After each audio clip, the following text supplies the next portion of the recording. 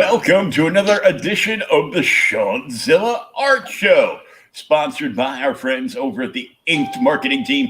Inked Marketing, if you want to get an Indiegogo or Kickstarter up and beyond funded, hit up Kevin from Inked Marketing and see what he can do for you.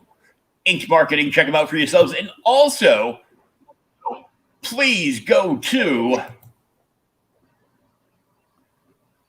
the Ringo Awards page at ringoawards.com. And please, for your consideration, vote for Local Hero from Monty Michael Moore, who was actually on Creators Outlet just last night. Great guy, awesome projects, an incredible artist.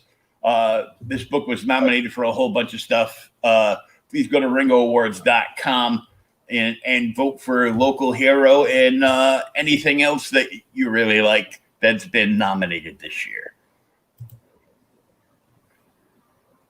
And here we are. How's it going? The Joker fan watching Darth Maul over here draw the Joker's daughter.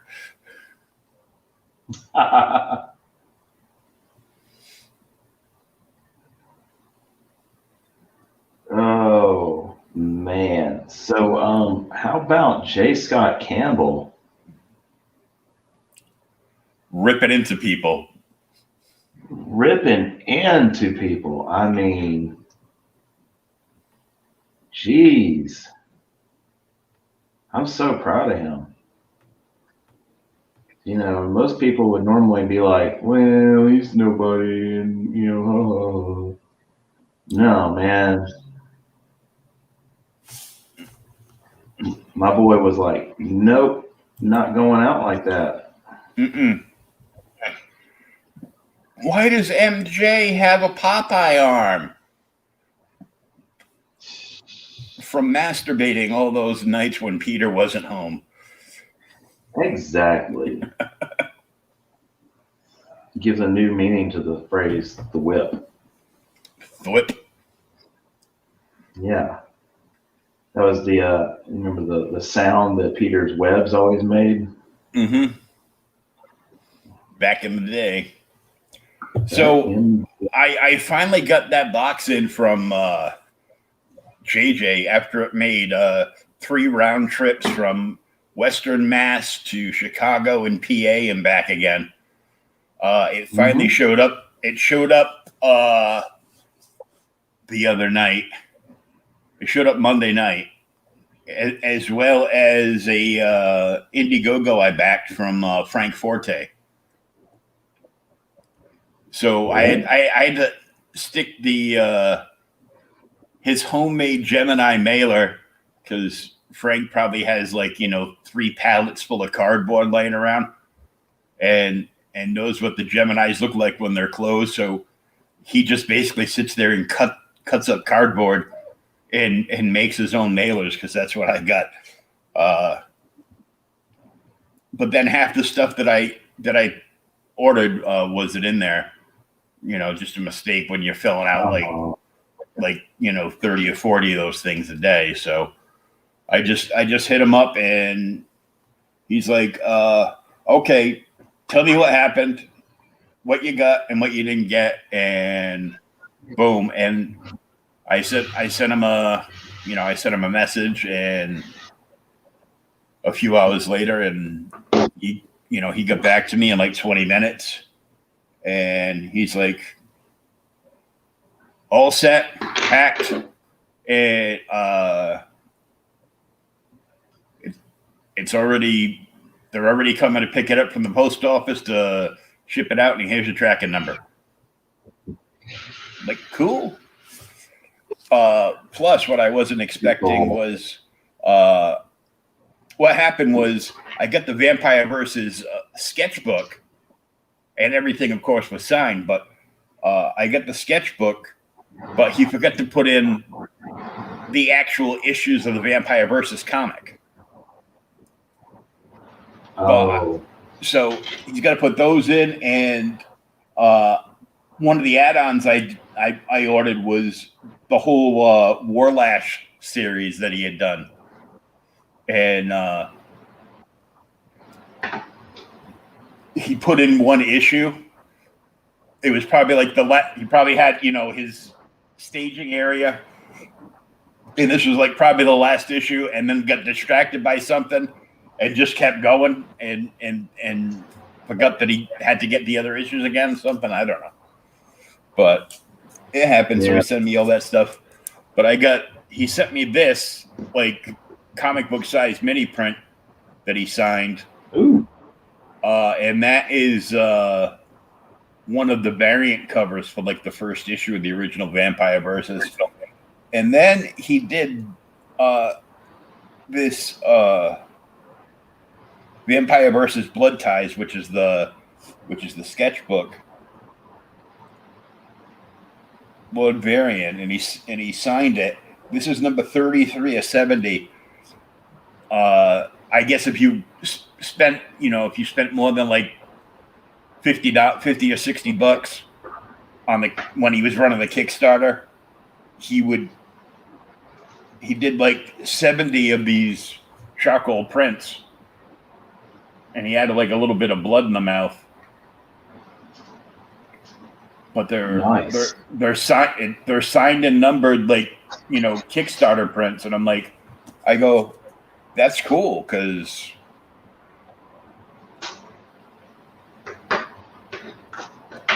I mean that's something different, and it's like, you know.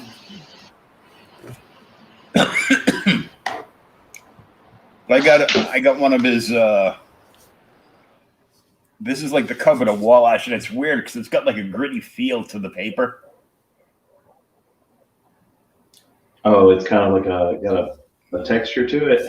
Yeah, it's got like a gritty texture to it. It's weird. I like it. That's cool. But it's all like horror stuff. It's all like heavy metal horror stuff, which makes sense because he's a contributing editor to heavy metal. But this was done like way before that. And I bought this on a recommendation from Phil Leon, colorist, Billy Boy.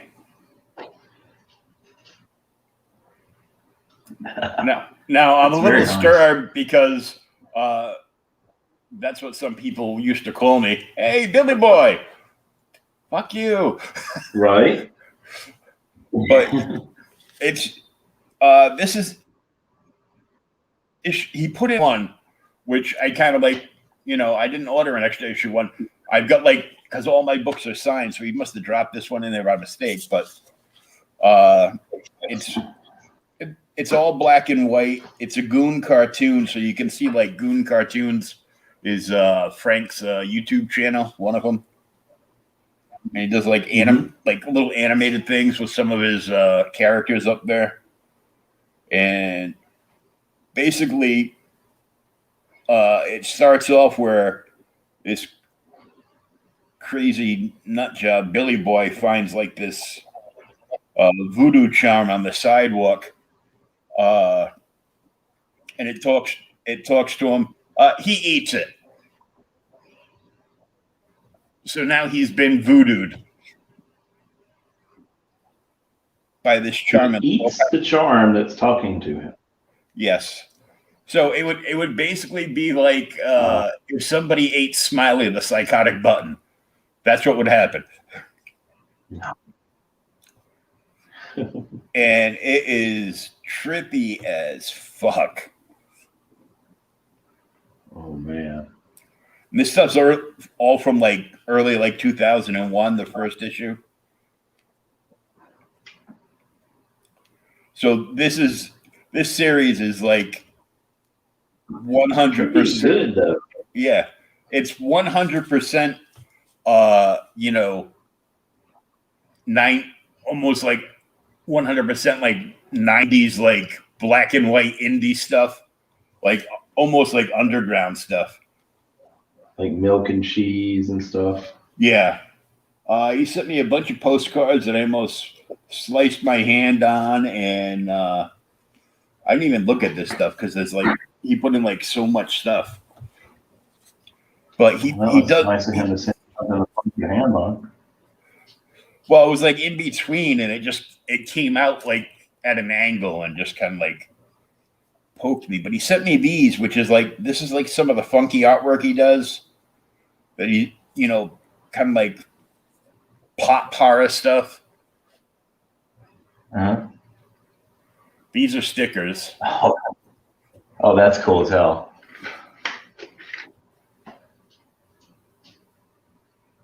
Nice. And then like a bigger Dude, I version. love stuff like that. It's just weird. Then there's like, there's a it's all like marketing cards, like there's like Billy Boy in color. So I'm gonna hold this up and show Thomas tomorrow night, because Thomas kind of he even has like a Charlie Brown shirt and he wears it. I go, oh my God, you're a real life Charlie Brown. That's hysterical. It's just got ads and stuff on the back. Oh, shut up, Comic Tom 101. And then it's got stuff for his Society 6, Saatchi Art.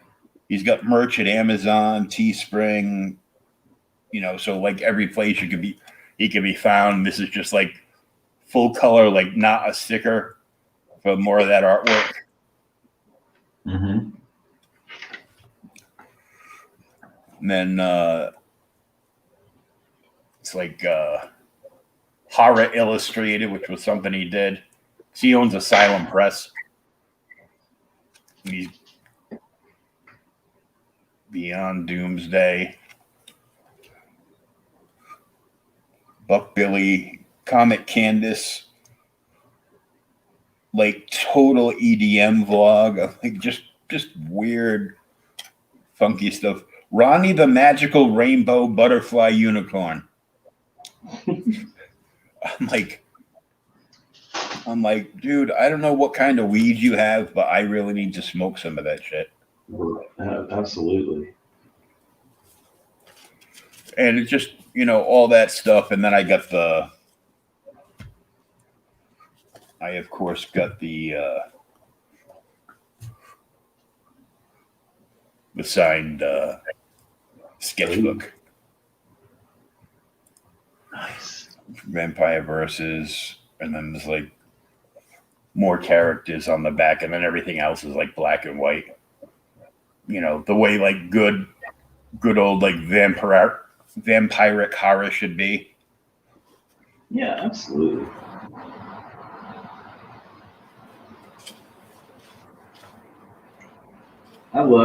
That's my goal. One of my goals this year is to, and it may not happen this year, but it might, to do a cover for some horror stuff. Because, man, I love that kind of stuff, but you don't really get to do a whole lot of it. Mm-hmm. I'll do covers for whoever wants me to, obviously, but,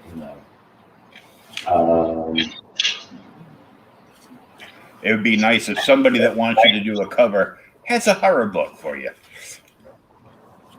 Yeah, exactly. I'm loving the covers I've done for Totally Rad and Naughty Fairies and stuff, but I want to do a little bit of everything.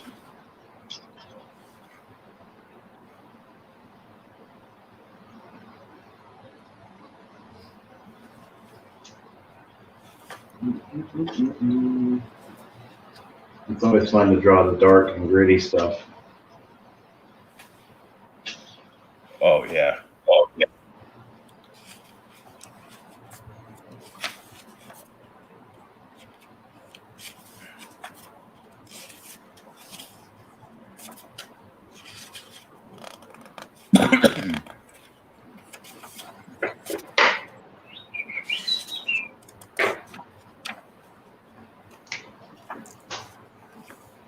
But it's pretty neat. So I'm like,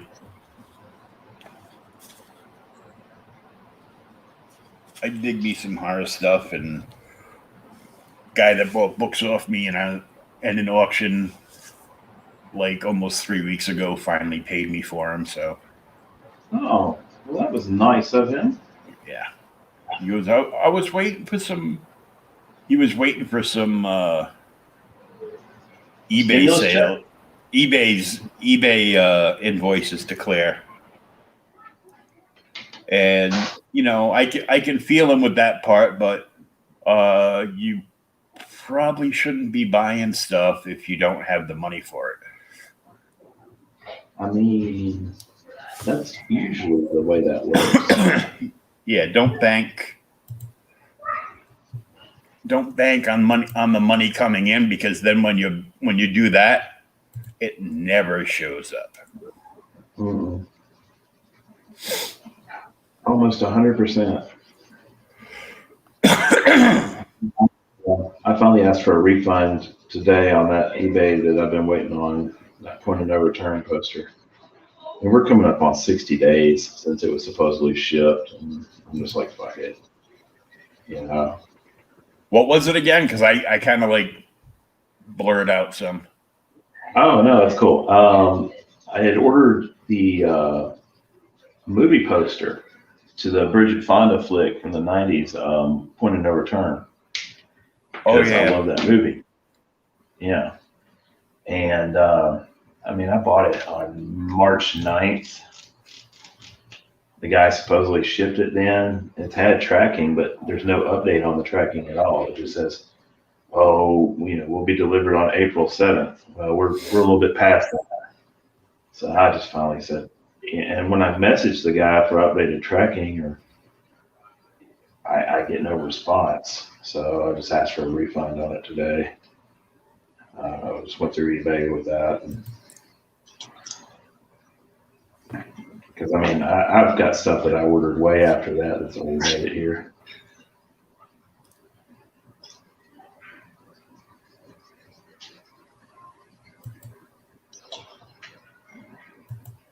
Oh man, this guy's giving away like an antique hutch, like straight, and it doesn't look like it comes apart. It's like one big solid piece, so you actually need a moving company to move the damn thing. But you could have it for free, and I'm like, yeah, great, but no. It might be a little overkill because some people, I'd have a lady over and she'd be like, "That's a beautiful hutch," and then goes up to it and realizes it's all like graded comics and action figures and this nice hutch instead of like fine china or mementos of something. And I'm like, no. I mean, that's what's in mine. Yeah, I know, right? I got action figures in mine, and it's like, I don't care.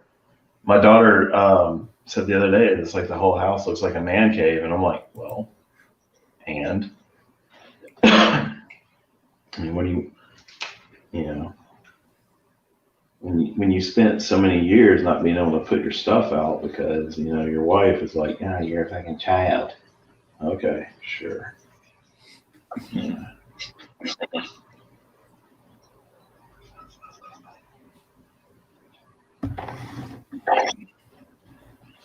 At least my vices are popular. Well, no, I'm sure hers are popular too among the right people. Yeah. Yeah. I'm not going to jail for mine. Right.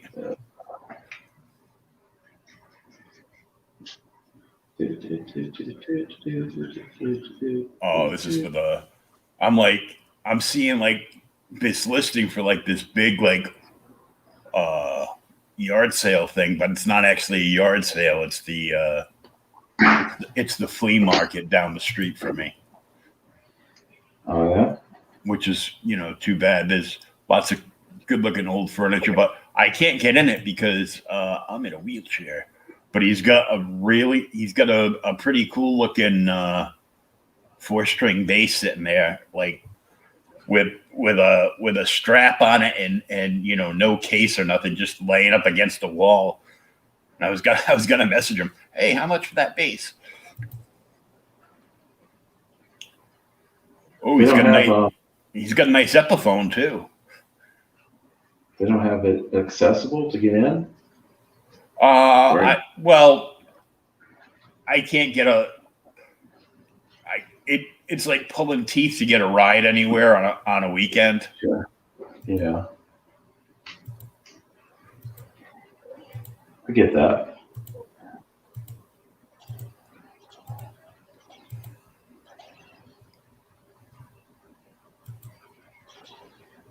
It's like, we usually don't keep drivers on the weekends. You can't keep drivers no matter what day of the week it is. Right. So I just don't need to do anything on the weekend, is what you're saying. Yeah. And they're like, well, doing anything because you're high risk and COVID. I go, oh, you mean the flu? Yeah, okay. Well, this is cool. Let's see. WWE Elite Wrestling figures. Lot of 6. All autographed. Oh. He's got a Jim the Anvil Neidhart, which is dead, so you can't get his autograph no more. Right. He asked me where to find Blow in the club once. Did he? Not a surprise. I loved it when wrestlers would come in, though. Man, they were great. I used to hate it when the football players would come in, mostly because it was the Patriots. And once they won one Super Bowl, they thought they didn't have to pay for anything, that they would just get comped because you want them in there. I'm like, no, we don't want you in here. You don't pay for anything. You just come in here to, try to bring strippers home to your hotel room. Get out of here. What else he got? Oh, he's got a Big Daddy Cool Diesel signed. And that's how Nash is a dick. Yeah. Well, I heard he was cool. Really? Yeah. Maybe now. I know people that like met him like years ago, like in his younger days, and he's probably all hopped up on Blow then too. But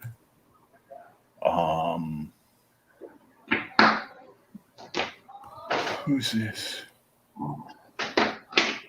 Oh, he's also got he signed the Diesel action figure as Diesel, but then there's an NWO figure of him that he signed his actual name on.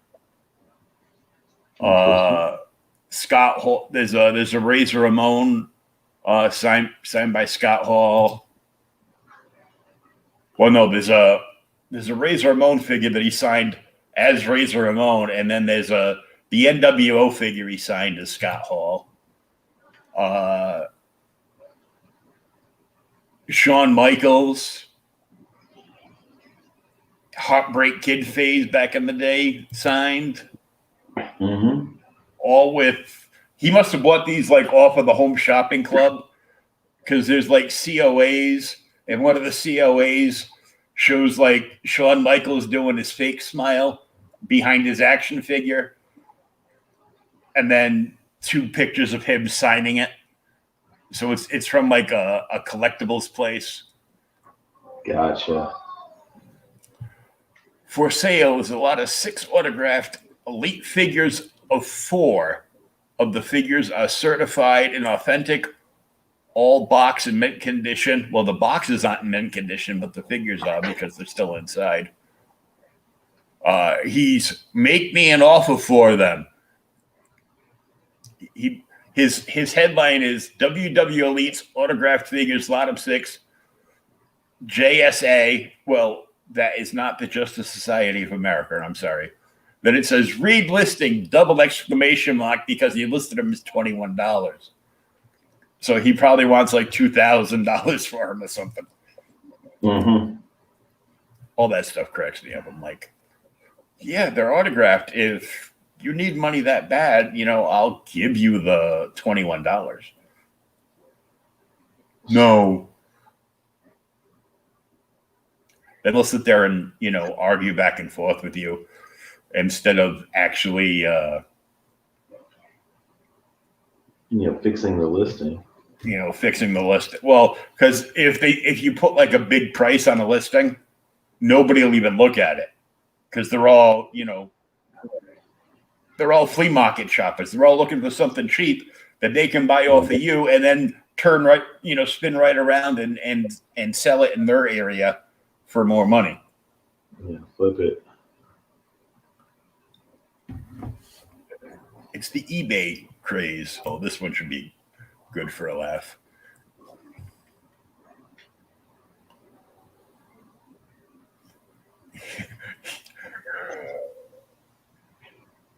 Out of Texas. Comic books for sale, $109. The first one in the picture is a Swamp Thing #1, where somebody took a Sharpie and wrote 10 on the front cover, and it is trashed as hell. Are they trying to say it's graded? Oh, he's grading them. He's grading them way. No, he's old school grading them. He's not doing the number thing. So like the old, G, good to good plus, good minus to good, stuff like that. He's like, the Swamp Thing sold. I haven't seen it yet, but he's got an Aquaman 11 from 1963, which is good minus to good that he wants 60 for. He's got a Wiz Comics 82 from 1947 that he says is G. He wants 40. Then he's got a DC lot of 3 books for $20. Superboy 84, 175, and Action 394. Then he's got an Iron Man lot, Iron Man 633, 97, and 98. And he's got a Luke Cage lot that it's Power Man and Iron Fist. No, it just he lists. Oh, I see what he did. So he's got Power Man 17, 2 copies of 19, a good and a good plus. Number 45, Iron Fist 10, Power Man and Iron Fist 91 and 96, and Black Goliath #1. I'm like, oh yeah, I'm looking at this Aquaman, and there's no way it's that book isn't even worth $6. Never mind 60. But it's old, so am I. I'm not worth anything either. Shut up. It's like I'm looking, and it's weird because I don't remember Mira actually wearing flippers on her feet. And that's what she's wearing on the cover. That's interesting. But it looks like somebody took a flaw buffer. Speaking of Mira, did they actually pull the trigger on firing her from Aquaman? I heard she's in prison. Who? Amber Heard? Mm-hmm.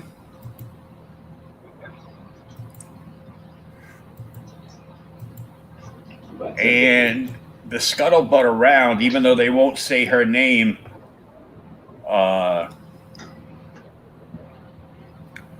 is that Disney's actually been more like Favreau has been in talks with Gina Carano to bring her back because they're filming the next 2 seasons of Mandalorian back to back. I'm telling you, dude, that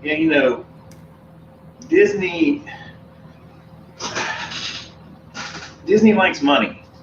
You know, I mean, at the end of the day, that's what it's about. Yeah, Disney likes money, but they also want to be woke. They also want to be woke and follow all the other big giant corporations Well, with all this crap and all the stuff they're trying to do like worldwide. And everybody's like, "Oh, you're a conspiracy theorist." And then, in 10 years where, the entire world is, a communist planet, they'll be like, "How did you know this was going to happen?" Like, I don't know, cuz I'm smart and you're not. I mean, I knew when they brought James Gunn back that, you know, Disney's going to bring people back. Mm-hmm. I mean, on the one hand, what they need to do is put Kathleen Kennedy in front of a firing squad, and get rid of her, and anybody that has worked with her or that she's hired needs to be eliminated. Yeah.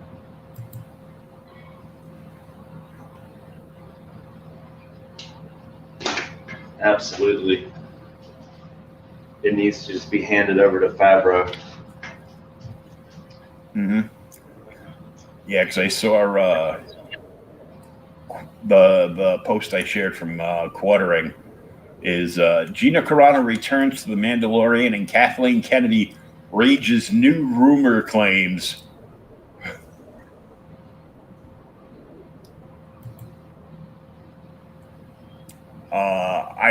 I think if Gina would agree to return, that one of her stipulations would be that Kathy and all her people have to go, and I am now a producer on the show. I won't actually produce the show, but I have say so about my character, and I'm going to direct some episodes. I've been reading that Kathleen Kennedy's supposed to be out this year anyway. Like she was leaving. Mm-hmm. Let's hope so. Yeah, because I mean, nobody likes her. Nope. Disney doesn't. Or the people that she hired for like all this High Republic crap. She hired this racist black woman to run all that, and she's like all uber woke and going off on people like left and right on the internet, and then when the 40 something woke white women apparently all named Karen interject something into part of this other woman's hate speech, but agreeing with this woman, she tears into her and shut up, cracky. You're just as bad as all these Sith males. Like Sith males. Oh, I think it's cis, but that's my next business card. But I figured I'd team it up with the Star Wars stuff. Yeah. And anybody that's watching or listening, it's over today at midnight. But right now, if you use code FLASH5, you can go to scoutcomics.com and buy anything on their website for 50% off. That includes graded books, swag, action figures, whatever you order, 50% off with the code FLASH5. Today only. That's cool. I went and looked, but I wasn't sure how much money I still had left in my account. So that's always a good thing to double check.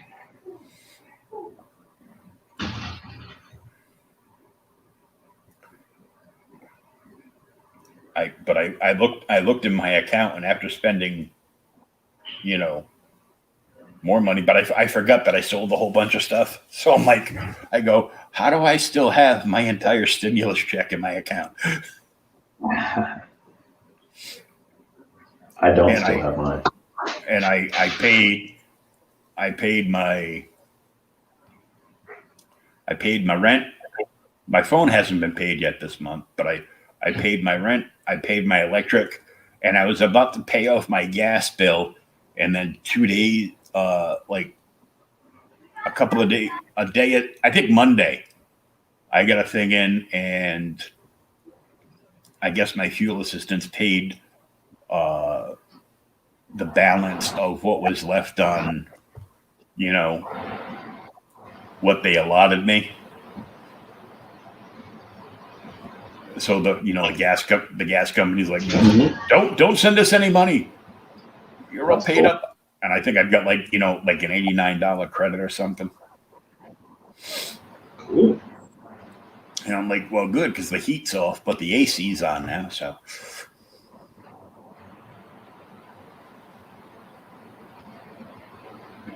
I've been having to go back and forth between the heat and the AC on mine because it's too hot during the day and it's too cold at night. Fucking right. It's like, and I cuss out door every time I have to do it. So.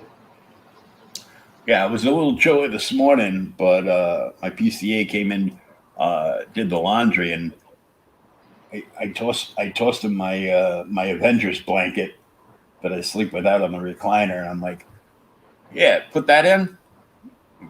And about 40 minutes later, I get it back, and it's like nuclear warm, and I'm like, oh. He's like, okay, I'll see you tomorrow, and I'm like, okay, and then it was so nice and cozy and warm. I'm like, oh, it's like I'm falling asleep with a skinny girl.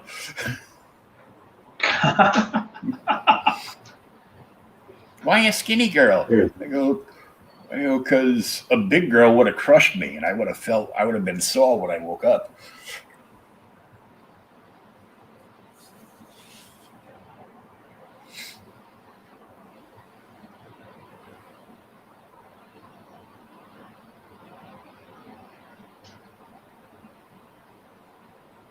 Well, Joker fan, what do you think of Joker's daughter here? Well, all I can see is her leg. There you go. There we go. Boobs and a belly ring. All right, gotcha. I'm not wrong with that. Nope, I personally am a fan of boobs. Yeah. Have been all my life.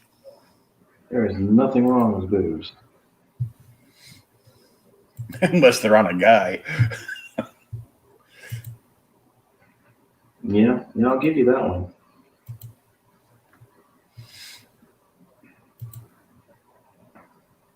I saw this action figure, and I guess it's modeled after the design they're going to have Dr. Fate in the Black Adam movie.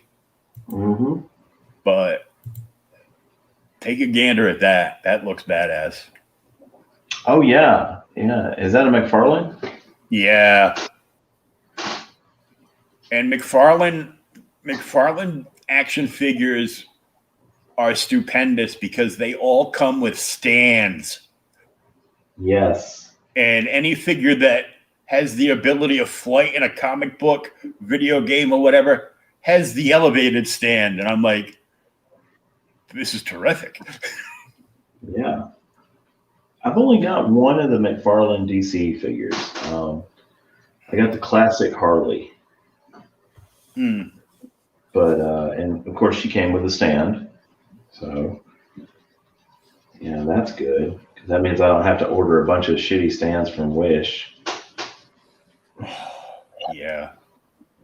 Well, my buddy Andrew, who's also a comic book creator and, designer and everything, is a huge action figure collector. I'm like, dude, I wish I wasn't crippled. That way you could invite me over your house to play with all your toys. He goes, no, nobody can touch them. Sure. But I mean, he's got a good job. He lives like west of Boston, either east or north of Boston, something like that. But I'm like, all my friends, I'm like, dude, no wonder why you guys never go out anywhere. You don't have any money. You spend all your money on fucking toys. Right. And now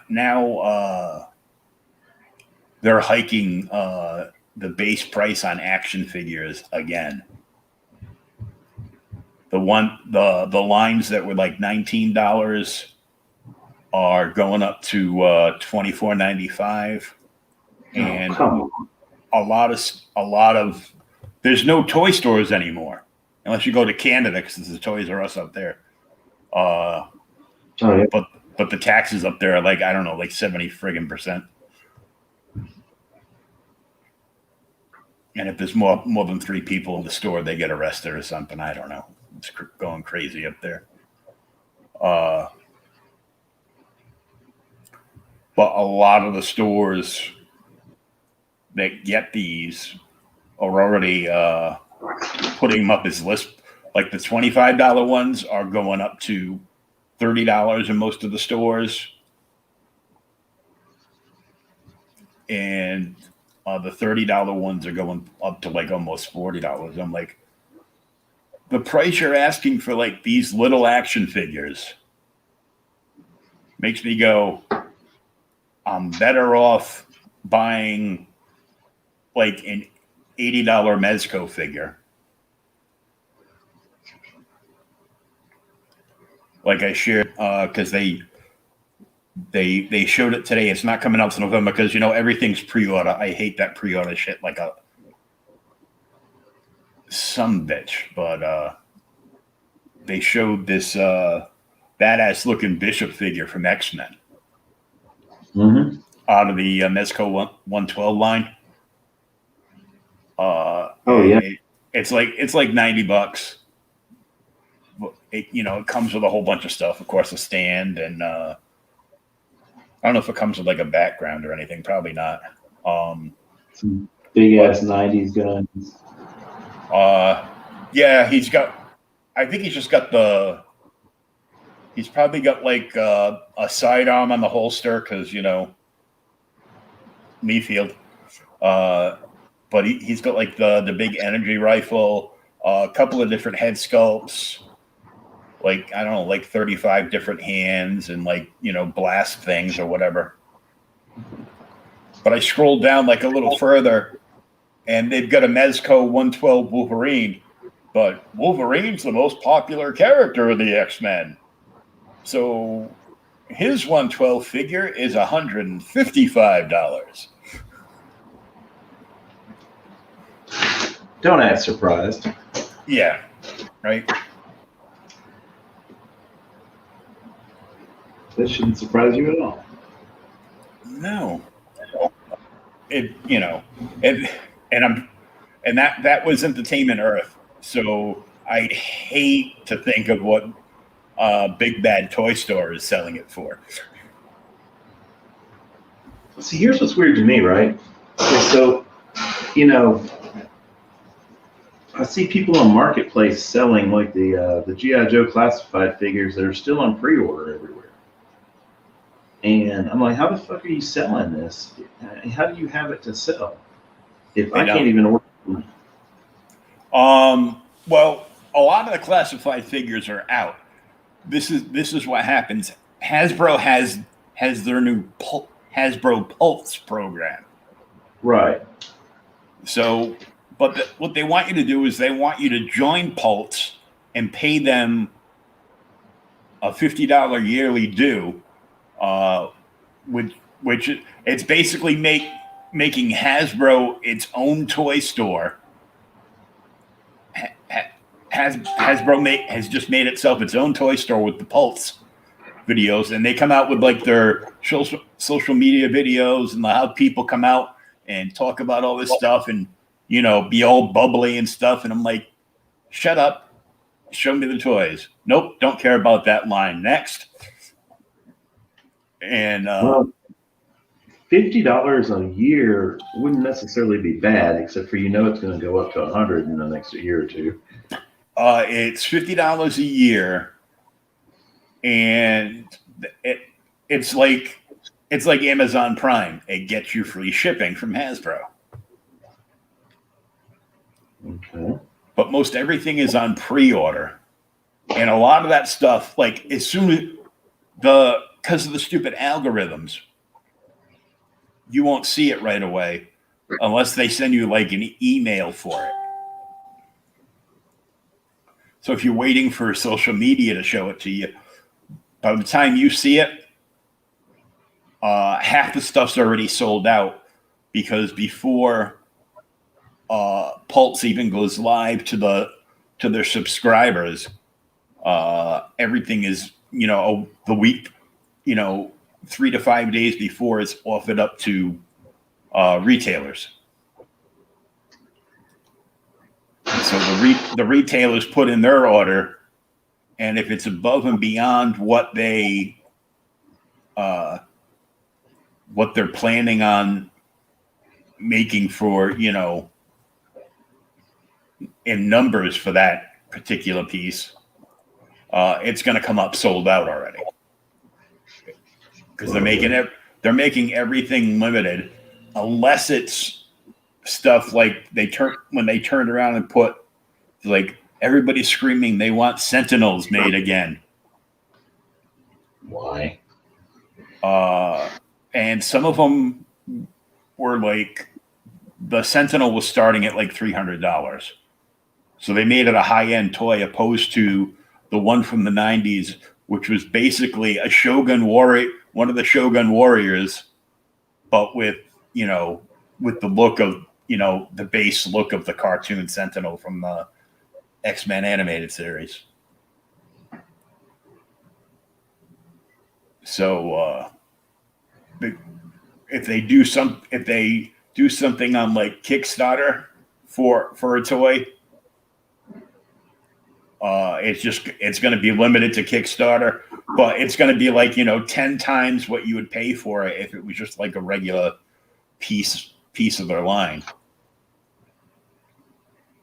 But a lot of times you can't get stuff because like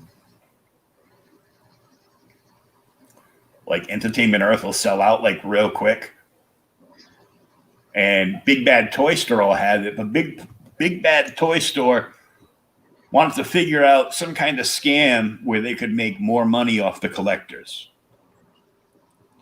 So you can get standard packing,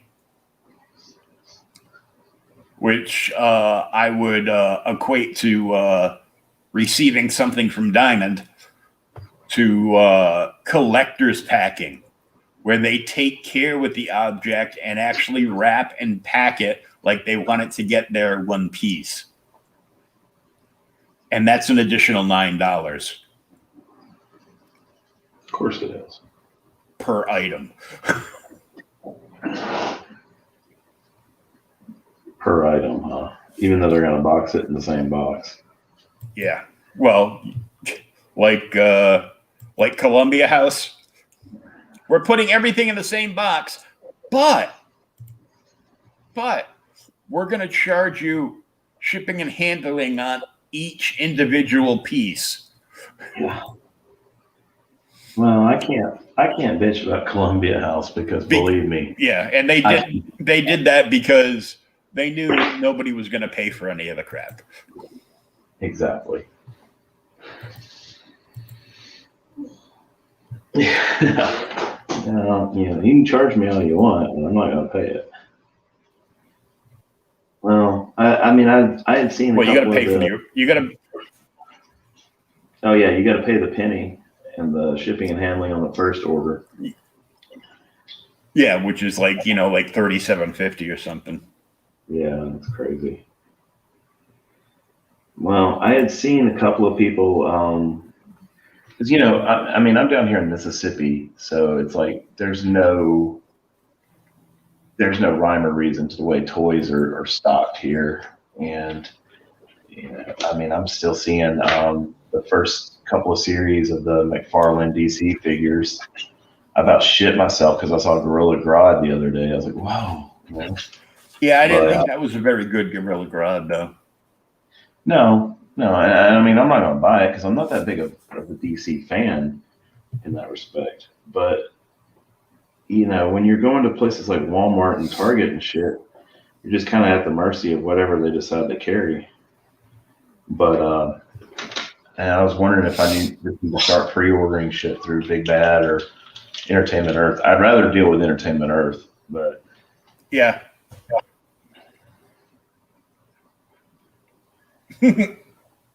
I love when I see commercials and it's only, on May 4th every year for like all these third-party companies that have just found out how cheap they can make lightsabers for.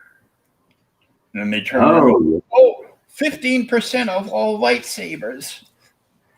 But they're still expensive as fuck, man. Yeah, I mean, they're ridiculous. Yeah. I've got the Vader Master Effects one from back in the day. I ended up getting it off of Marketplace for like $15. I was like, hell yes, we're going for that. But I'm trying to find one for my dad because he's like, hey, really want one of these fucking things. So just trying to find them now. I can find the little third party bullshit, but who wants that? Which one is it? Well, I've got the Vader. He wants either Mace Windu or just really any of them that are in good shape and still with a box. Oh, the Black Series ones? Well, no. Well, Black Series, sure, but he'd rather have the Master Effects, the ones that came out before, because they're a little bit higher quality. I can't tell because every 6 weeks they change the name of the line. Right. I used to have Luke's green saber from Jedi, but that got kind of destroyed because I let kids play with it like a dumbass. And I've been trying to replace it, but shit, that's a couple $100 at least. Yeah, I saw another. Actually, Hasbro was running a sale on on your favorite sabers, and that their idea of everybody's favorite sabers were Count Dooku, Rilo. I do kind of like Count Dooku to saber though. Yeah, it's like kind of like cool and eloquent handle, but it's no good for somebody in a wheelchair. So I was like, no. Besides, if it's like a straight shaft, I can spin it in my hand like an oversized drumstick. Or a turkey leg. I can do that too. But not a crooked one. I would get confused. I'm like, is this a lightsaber hilt or my penis? I can't tell. And the next one was Luke's, aka Anakin's. The blue one? Yeah, the blue one. This was your father's saber, the one that he used to murder 30 children. Now go play with it. Yeah, notice how Obi-Wan just kind of like left that part out. Yeah, he left a lot out.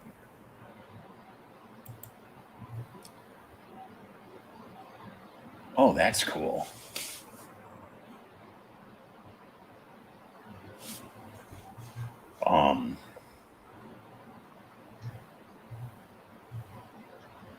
And then they show Ahsoka's lightsaber, and I'm like, I didn't realize it was hers at first, and I'm like, wow, that one looks kind of short. I wonder whose that is. And then I click on the image, and it shows the box, and it's like Ahsoka Tano lightsaber, and it's on sale, and it's still $350. Jeez. I'm like, dude, if these things were actual lightsabers like the way they are in the movies, then at $350 I would buy one. They are not. No. And you are out of your mind. That's number one.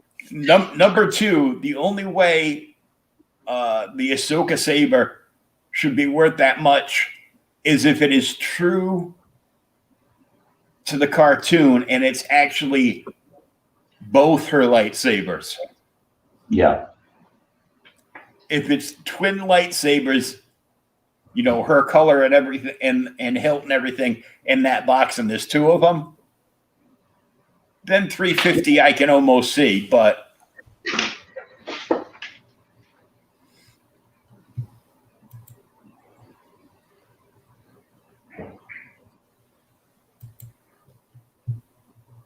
yeah, I could co-sign that. You remember when they made the Darth Maul Master Effects saber? yeah. Yeah. I wish I'd gotten that.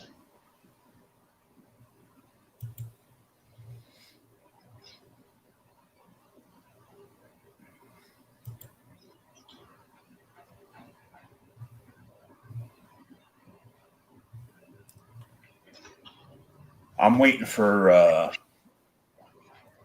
the JSA World War II animated movie to come out on twin Blu-ray and DVD disc, like physical media.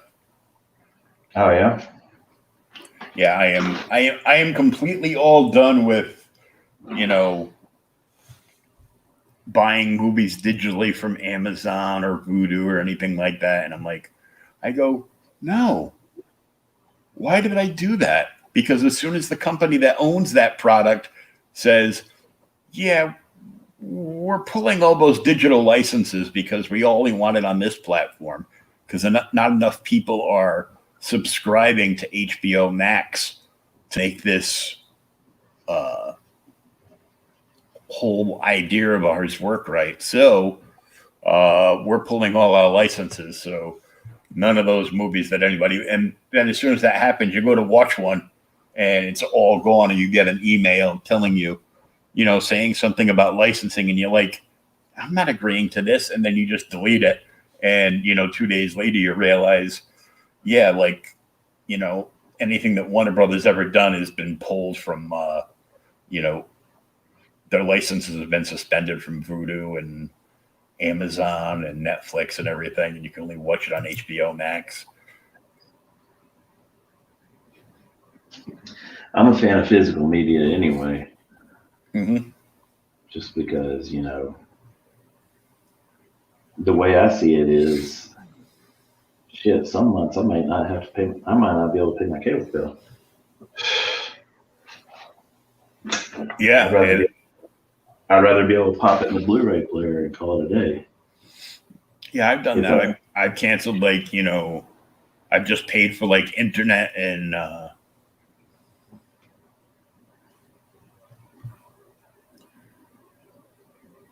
just, canceled cable and been like, oh, there's nothing to watch. Oh yeah, that's right. I have 30,000 DVDs. Yeah. I used to have quite a few, but I got rid of them all, and now I'm trying to kind of get them back. The good thing is you can always hit a pawn shop and find cheap Blu-rays and stuff.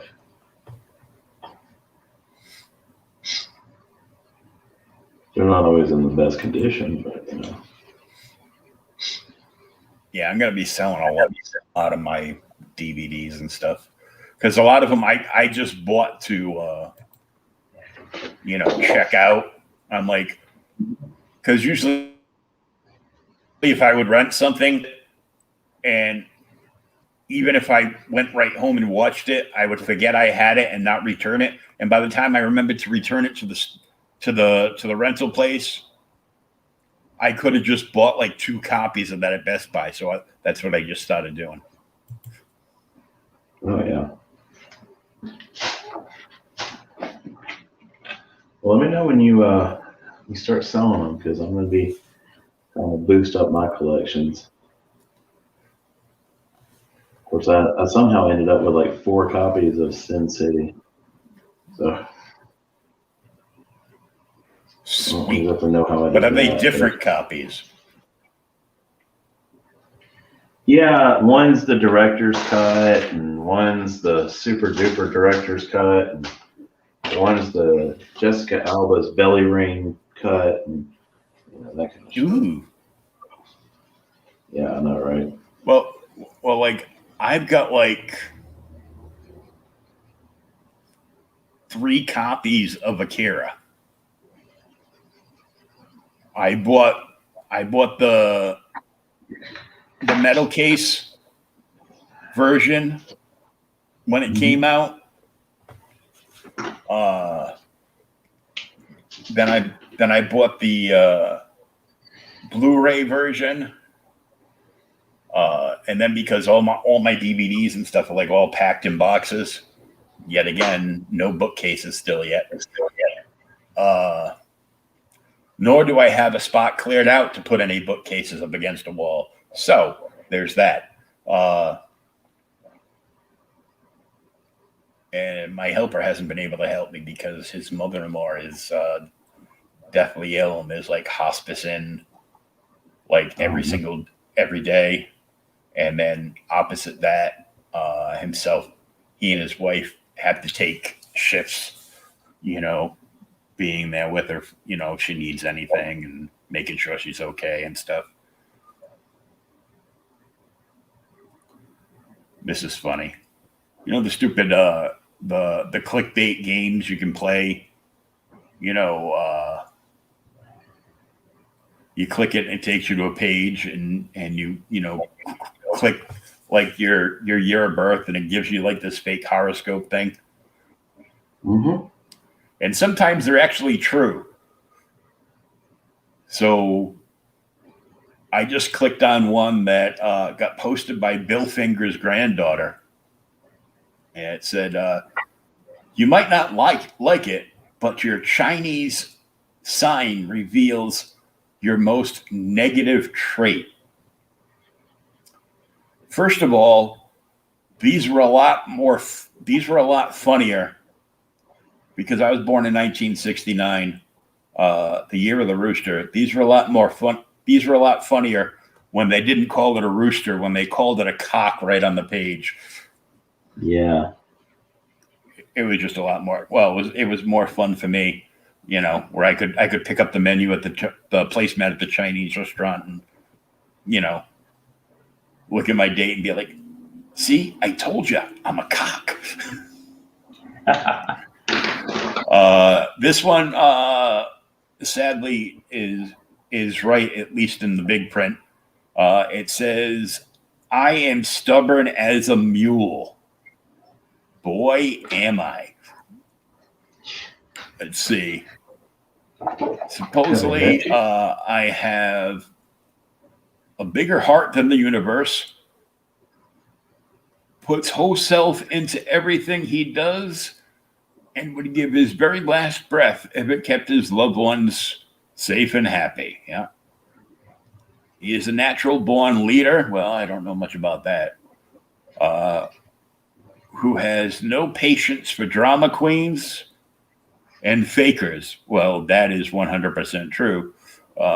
The only people that have patience for drama queens and fakers are usually drama queens and fakers. Heart of gold. If you abuse his trust, his anger is as powerful as a wildfire. Do not mess with him. He is dangerous. Quit telling all my secrets, would you?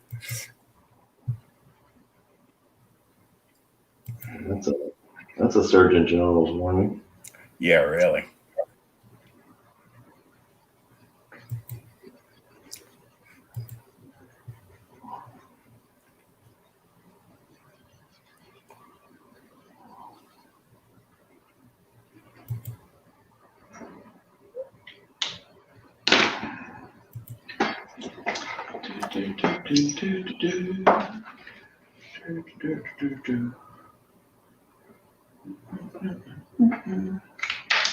Oops.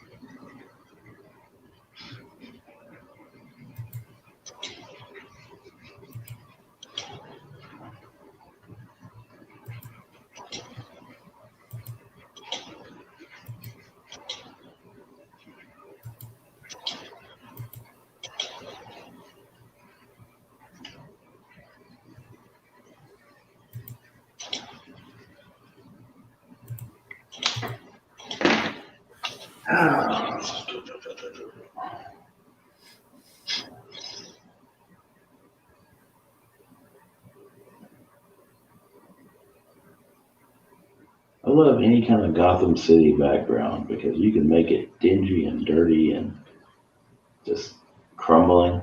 Mm-hmm.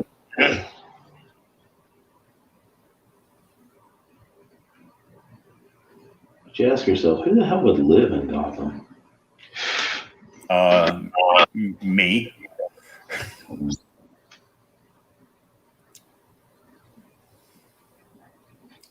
I prefer to live out in the country in the sticks, but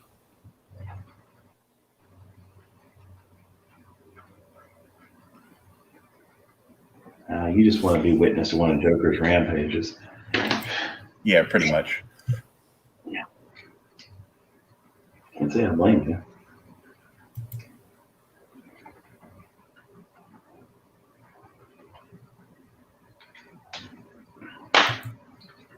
But I love doing backgrounds that are all kind of broken and dingy.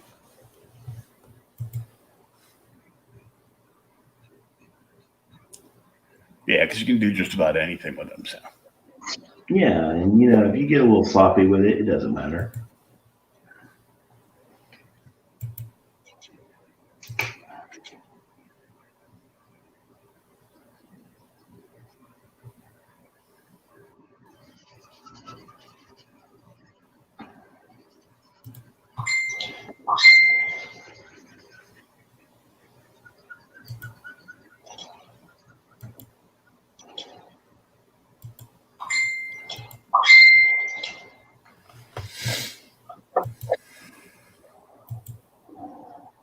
So, did you see the thing that Disney released the other day for Marvel for the Phase 4? I haven't watched the video yet. The only important part of that video was at the very end, where they're going to wrap Phase 4 with the Fantastic Four. Exactly. The footage for Eternals didn't look bad. I didn't think it looked bad. Well, but there's not really much to it, Yeah, well, there's not much to the Eternals outside of the fact that it is the woke Eternals, because we have to force all our diversity in no matter what.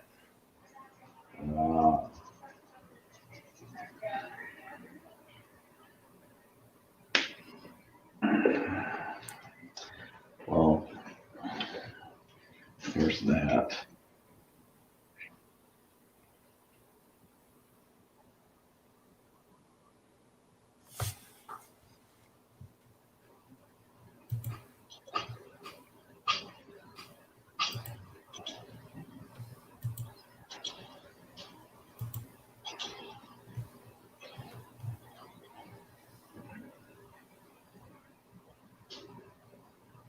Isn't Black Knight supposed to be in that? I think so, but I'm not sure. Like, it's I want to say it's Jon Snow playing him. Oh yeah.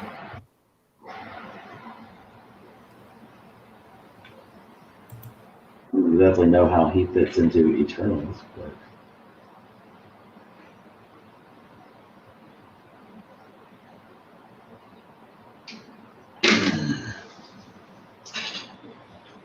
I started seeing the Shang-Chi Marvel Legends out. Yeah, that looks pretty good. Yeah.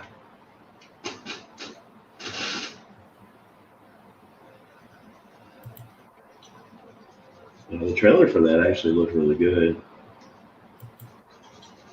Although saw where Buzz called it the MCU Power Rangers movie.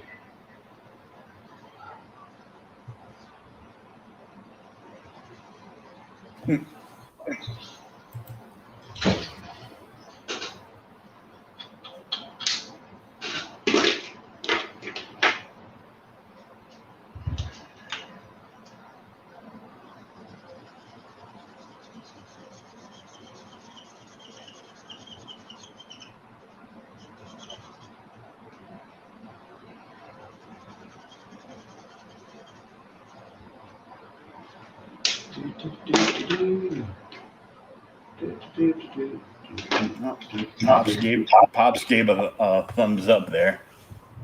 Oh, did he? Yeah, he probably just like scanned through. Cause I was looking around, and I just ran across like 9 other podcasts that are all run, back to back with us just on Facebook. Oh yeah.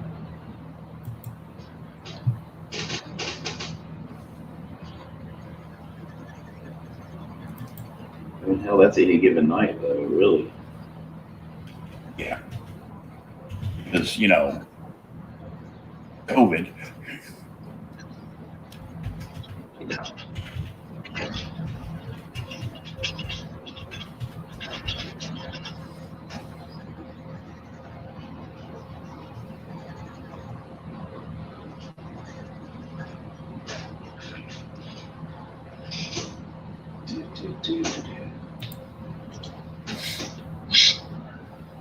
That's weird.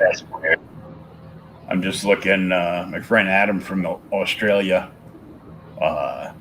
did a side-by-side comparison of the Geiger #1 glow-in-the-dark cover from Image, Mm-hmm. and the regular Image looks kind of crappy because they put so much glow-in-the-dark where they did that that you can just see it from like a mile away. You're like, oh, that's the glow. There's no which is the glow in the dark cover. Like with the Spectre, that Spectre #1 cover, you knew what the hell it was. Yeah. And this one you can see like a mile away, but it still looks when it's when it's in the dark, it is completely badass though.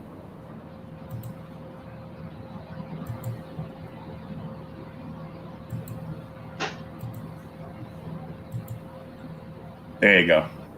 Check that out. Oh shit. Yeah, you can see like all the chemical stuff on top of the cover on the left, but then the other image is like, man, I just wonder if a black light would make that like bound out like that all the time. That would be cool. That would be cool.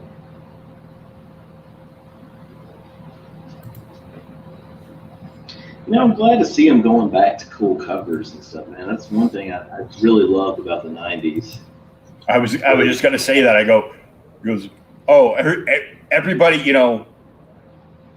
let me just not everybody. All these kids are all like, "Ooh, the '90s sucked." I'm like, dude, you were conceived in the '90s. Shut up.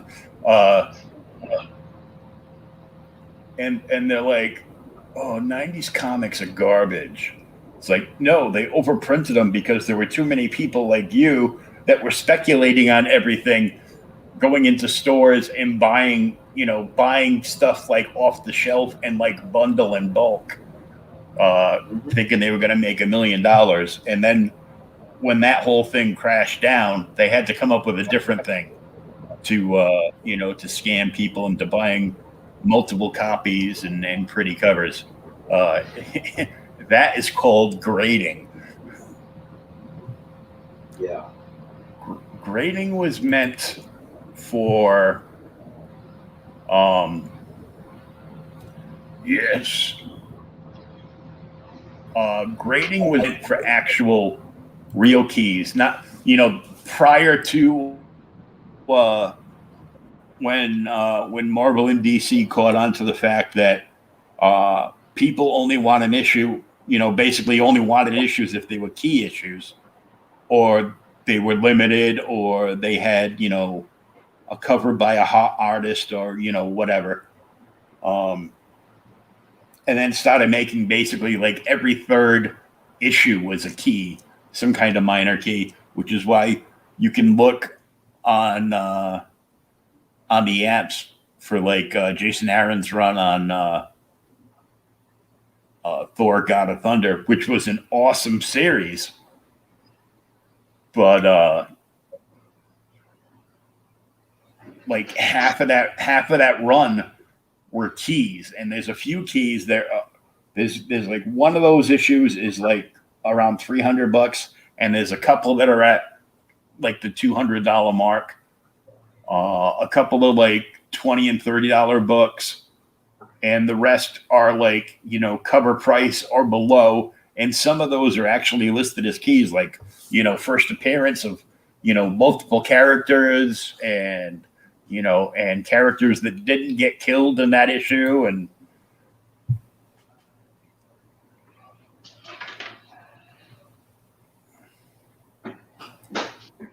so it's it's where it's like, oh well, that's just a minor key. Oh really? It's so minor you forgot to price that key issue, right? Minor key. Sounds kind of that key didn't test well in our Gallup polls, so we moved on to the next thing. Okay, very good. Just like with some of the old Dark Horse Star Wars miniseries, like some of them, like issue 1 is like the big money issue, so that's all anybody wants is that one. They don't want, well, don't you want the whole series? No, I'm just gonna grade it and flip it on eBay. Go, well, I won't give eBay my business because they want to hold on to my money for 30 days for everything I sell.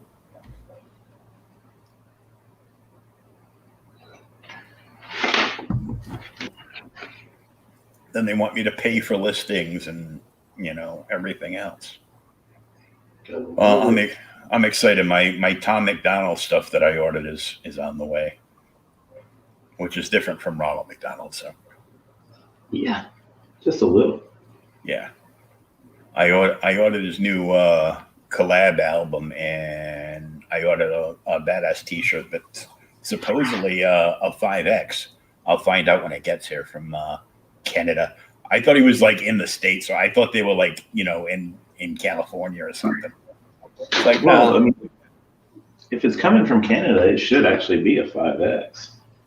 As opposed to like if it's coming from China, 5X is a medium. Yeah,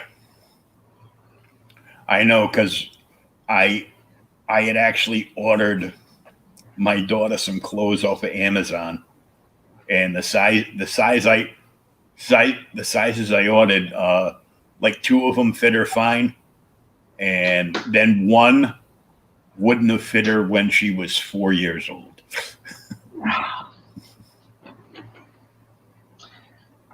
What's weird is, like Matt needed some pants for school, and I thought that I knew what size he wore. I didn't realize that it's because I hate going to the store with him sometimes. It's like it just becomes a big ordeal. So I was like, Mm-hmm. all right, I'll go here. I'll grab him a couple of pairs of pants. I know what size he wears. Well, no, not anymore because kids' pants are like different sizes or different fits. It could be 10, 12 in this fit, but if it's a regular fit, then no, it's something completely different. Shit. All right, I guess I just got to bring him. Son of a bitch. We'll just avoid the toy section.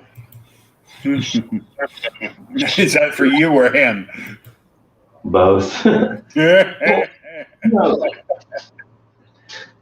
because like if you do go to the toy section, pretty much all the toys that are out there, they're all a collectible now. There's no like just a basic ass, action figure that you can get for Mm-hmm. for kids to play with. Yeah, there's no Well, toy lines there's no actual toy lines. Everything's, it used to be this is collectible and put it there. And now there isn't any of that. Well, there is like the Mego figures and stuff. yeah, They're like in the pop.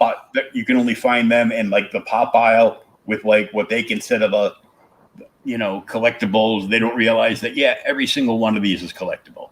It's crazy. yeah. But you go to the regular toy aisle and it's like, okay, Marvel Legends.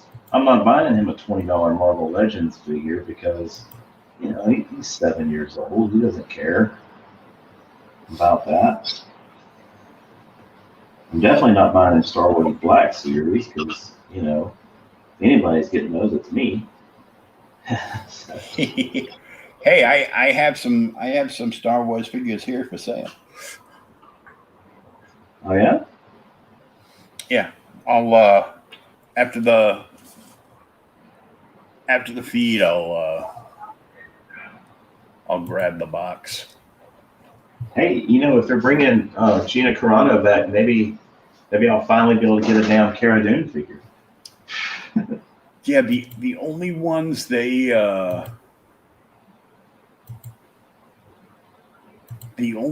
they released were the old school Kenner style ones.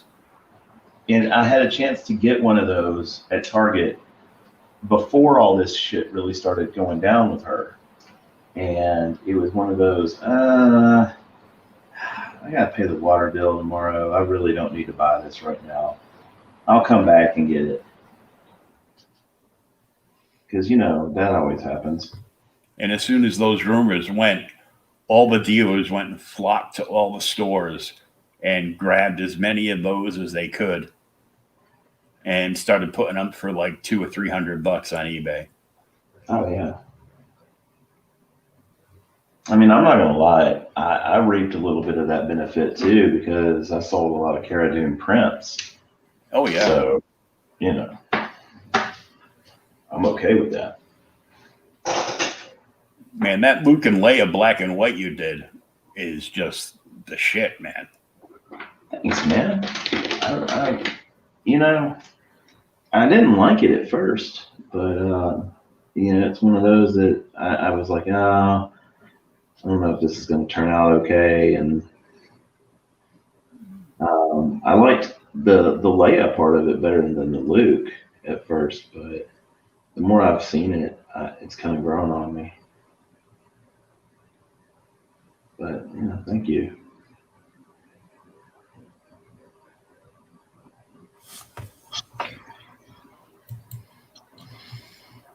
Need to get back into doing some of that black and gray stuff, man. Mm.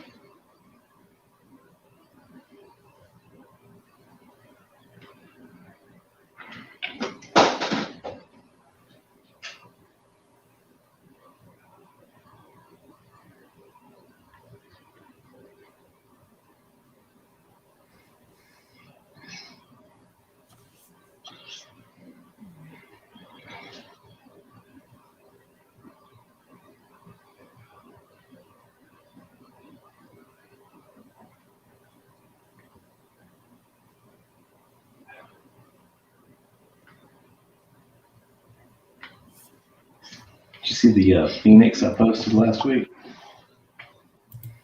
The what? What? Did you see the Phoenix that I posted last week? Oh, yeah. Something about redheads. I mean, yeah, but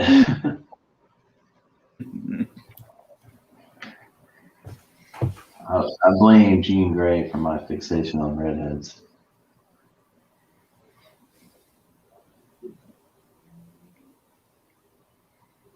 And I'm okay with that.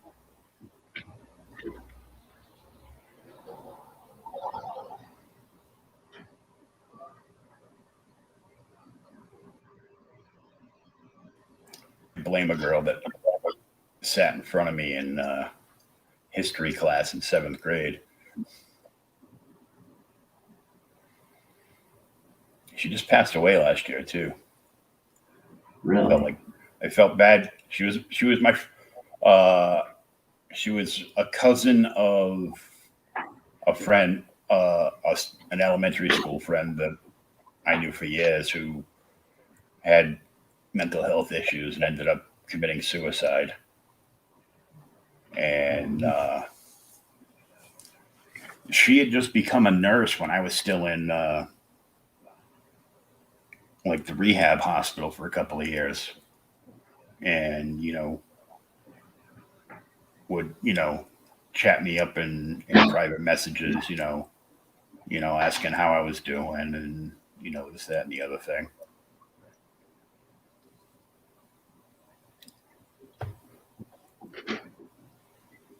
And I didn't even know she passed away till I caught like a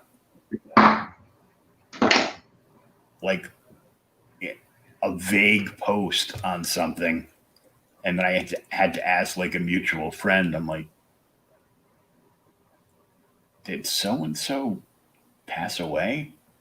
It's like, yeah, like 2.5 months ago. I go, Jeez. I'm like, man. So that kind of messed with me, but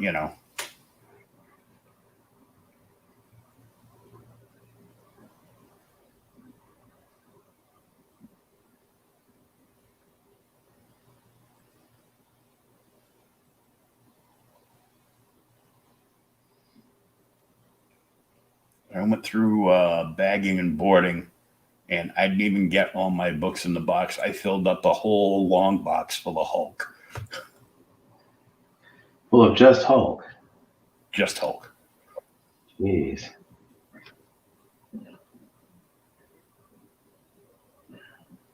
Now I have to figure out how to move stuff around because the long box is on its end with no top on it, full of books.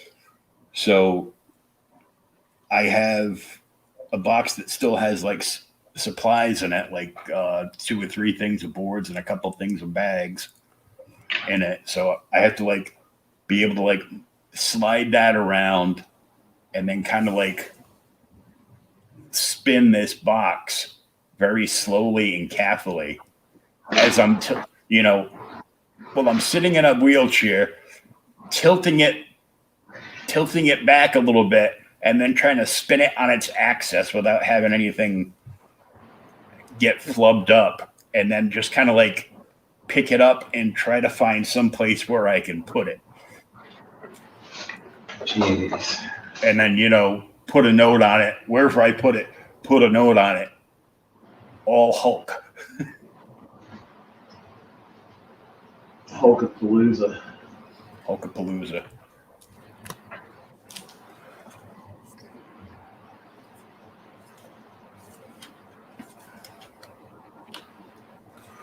That's cool. I gotta post some loose action figures for sale. I actually got a couple of G.I. Joes. I have no idea who the hell they are, and nor do I care. I just have no idea why I even had them. I probably bought like G.I. Joes. The old school G.I. Joes. Yeah, the 3 3/4. Yeah. And for some reason, because because it was on sale and they were trying to get rid of it out of the store. Remember they used to put like weapons packs, like dual weapons packs. Like one side would be Cobra, one side would be GI Joe. It'd be the backpacks that would stick in the peg hole on their back, and various equipment and different kinds of guns and everything. Mm-hmm. And those things, if they're still like on the blister cards, those things are like fetching a crap load of money. Because what's the first thing that gets lost with any toy, with any G.I. Joe figure? The guns. The guns and stuff. Same thing with the Star Wars figures, people will show like a whole bunch of loose figures, like, are they complete? And they're like, uh-huh. Except. So Chewie has his crossbow. What's that? His gun? Yeah. Oh no, it's just the figure. I just thought you meant like something was broken off. I'm like, no. It's like, why would anybody want to buy a Luke Skywalker without a lightsaber? Come here, buddy. Can you say goodnight? Night. Good night, Mac. Night. Mac, you're a celebrity now. Yeah, I joke around, but he'll go to school telling everybody, he's like, hey, I'm on YouTube, bitches. The guy on the other end of the camera knows my name and everything. YouTube money. I'll mess with him next week. I'll rename it the Big Sean and Lil Mac show. Oh, no. I'm not telling him to go to bed, and he'll be like, bitch, it's my show.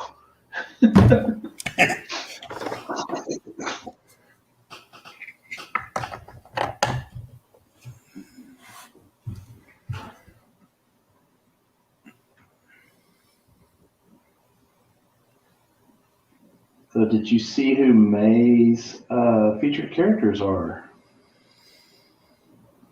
I did, but I forgot. So Psylocke and Fairchild. Gen 13 and X-Men. Yeah. Before Marvel destroyed the X-Men. Oh, Jesus. See how that new bullshit they're doing? I saw the Hellfire Gala.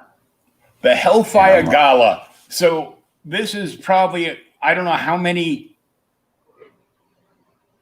big the crossover is on this, but the entire storyline is just about the X-Men going to a dinner party. With the Hellfire Club. At the Hellfire Club, yeah. Well, and if I'm not mistaken, so I read something about Conan is in the present day Marvel universe. Oh yeah, chilling. You didn't know that? They came up with this great idea because once Marvel gets a character back, they have to saturate him into everything. So on top of having Conan the Barbarian, and then of course King Conan, they said, hey, it's like they're a bunch of 5-year-olds and be like, it'd be cool if somehow Conan came into the present day and joined the Avengers, and we'll call it the Savage Avengers, because remember Savage Tales? So I guess the latest issue where they're trying to make a whole bunch of clout noise on social media is Conan fires a machine gun for the first time in this issue, and I'm just like, I literally want to fly out to the Marvel offices, walk in, and grab CW and all these guys by the throats and and bonk their heads together.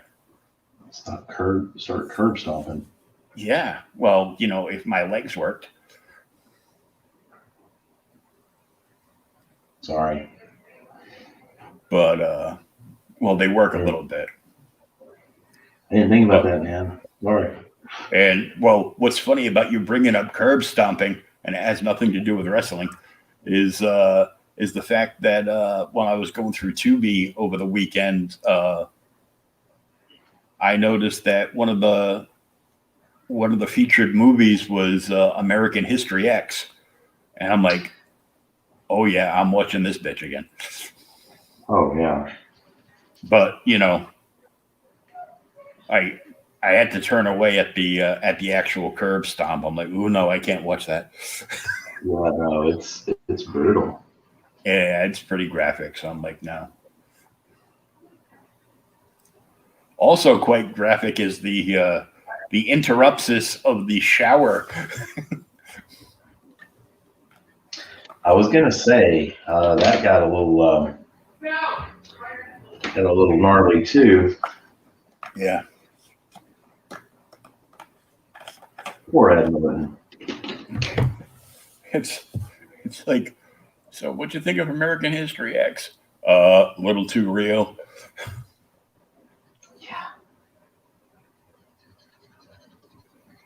Yeah. Poor guy.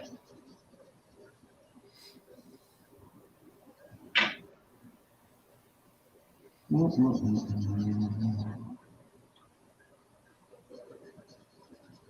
had what's her name from The Craft and Waterboy in it.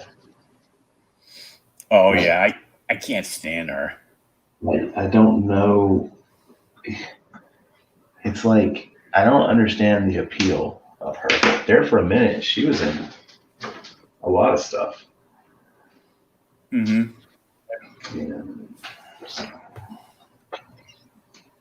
I don't know. It's just weird. I caught like a Facebook video over the weekend from Tom McDonald and his girl Nova there, and he titled it. He goes, "I'm not crying, you're crying," like in all caps with exclamations everywhere, because he got a huge box in of over 10 or 12 billboard plaques for his songs from just like the last 8 months. Oh wow.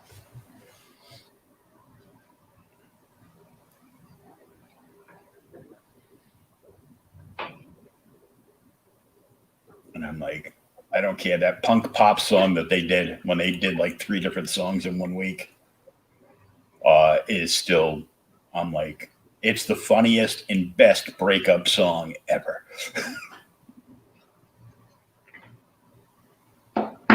Speaking of, I love the divorce cake that you sent me. That was great. I even showed that. I showed that to the kids, and they're like, "Oh my god, that's hilarious." That actually came up in my memories on Facebook. Probably from when I split with my kid's mother or something. But I saw it and I'm like, I go, oh, this is perfect. So I shared it in my memories on my story, and then I posted it to my main page. Like, hey Sean, I baked your cake. Yeah. Oh. How we looking, man? What do you think? Well, let's try to get it. Oh, wait. Let's move my giant mess. Yeah, that looks cool. Let's blow that one up there. Boom. Yeah, that looks good. All right, let me flip it around. So maybe it looks like the right side up. Well, shit. Okay, never mind. Just focuses on the pitch that way.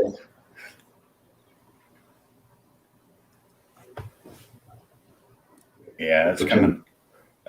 That's coming along nicely. Cool. I mean, it's got a real Tim Burton flair going on with it, man. You know, I was thinking that too. This is actually for it's a commission for a buddy of mine who's just one of my favorite people to work with because he's real big on, he's like, hey man, just, I want this character, you do your thing. A lot of people like to micromanage your commissions, and that's fine too. I mean, hell, it's their money. But I love it when people are like, just go nuts with it.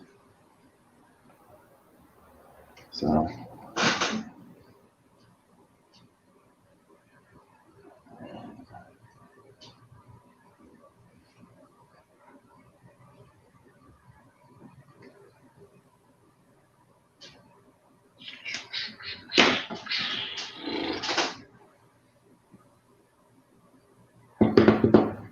So nice. This one is, it's not up for claim, but there will be prints of it.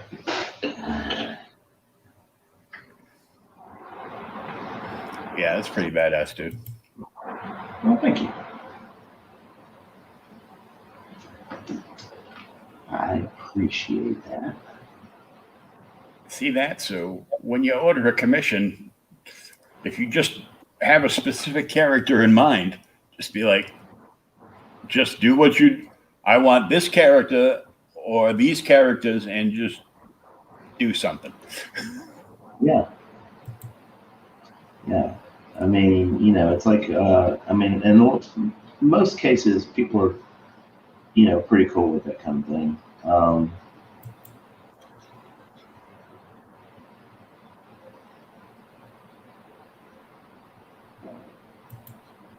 Occasionally, I get people who they have a specific thing they want, and that works too. That's fine. Mm-hmm. Not bad at all. It's just nice to occasionally get, a little freedom to go wherever you want with it.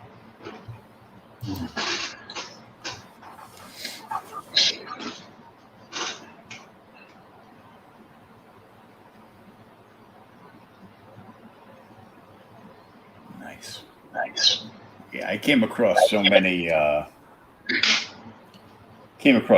different kinds of World War Hulk books today. It was crazy. Because, I mean, technically some of the books that are in the Hulk box aren't Hulk books, but they're connected because some of them are like, a Ghost Rider books, but they're like almost like a mini series within the Ghost Rider series of, World War Hulk. So it's like how it crosses over with that. And I'm like, well, I'm one of the stupid people. I got to have all the damn crossovers. Oh, man. Once I organize it, I'm probably going to have an entire full long box of Hickman's Secret War thing that happened a few years back in like 2014, 2015, whatever it was. Mm-hmm. Where it was like, God Emperor Doom. And I thought that was badass because Doom's my favorite Marvel villain, so. I am so looking forward to seeing what they do with Doom. Doom done right? Yeah, that'd be nice. That would be so nice. But and don't hate me for this, man. I did not hate Doom from the Fantastic Four movies. The ones with Michael Chiklis and stuff. Mm-hmm.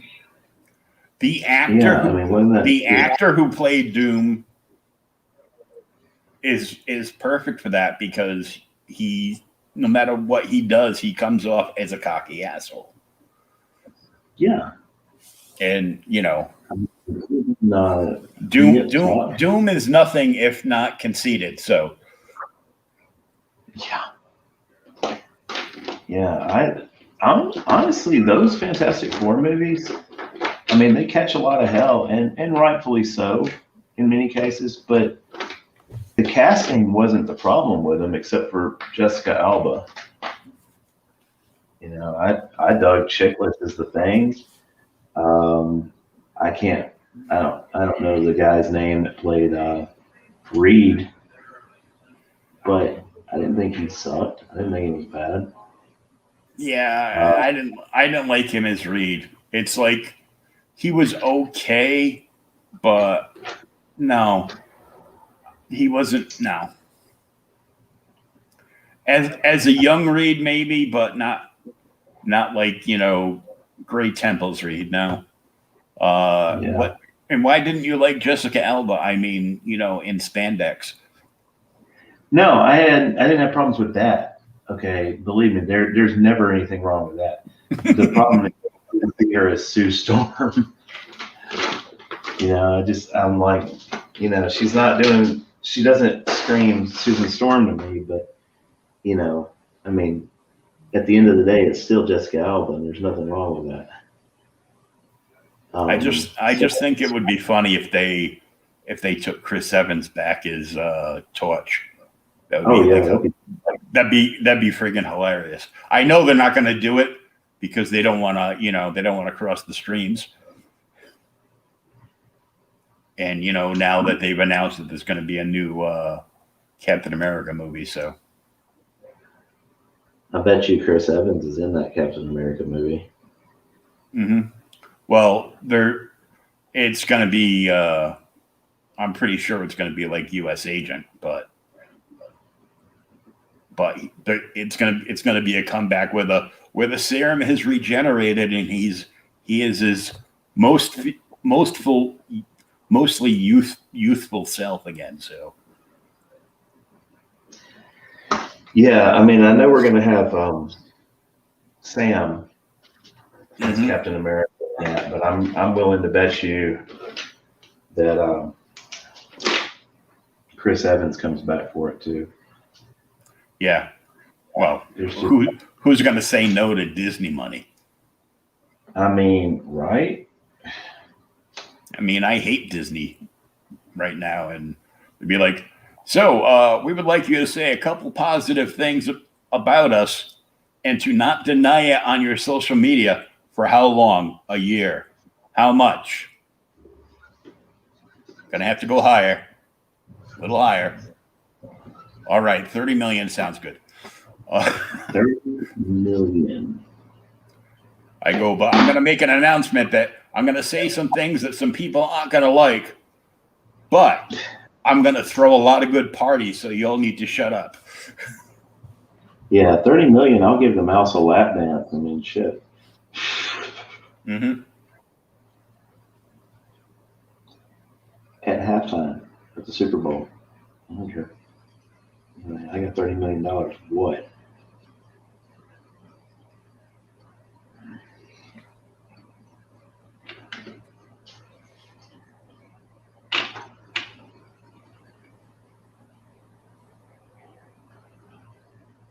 So, you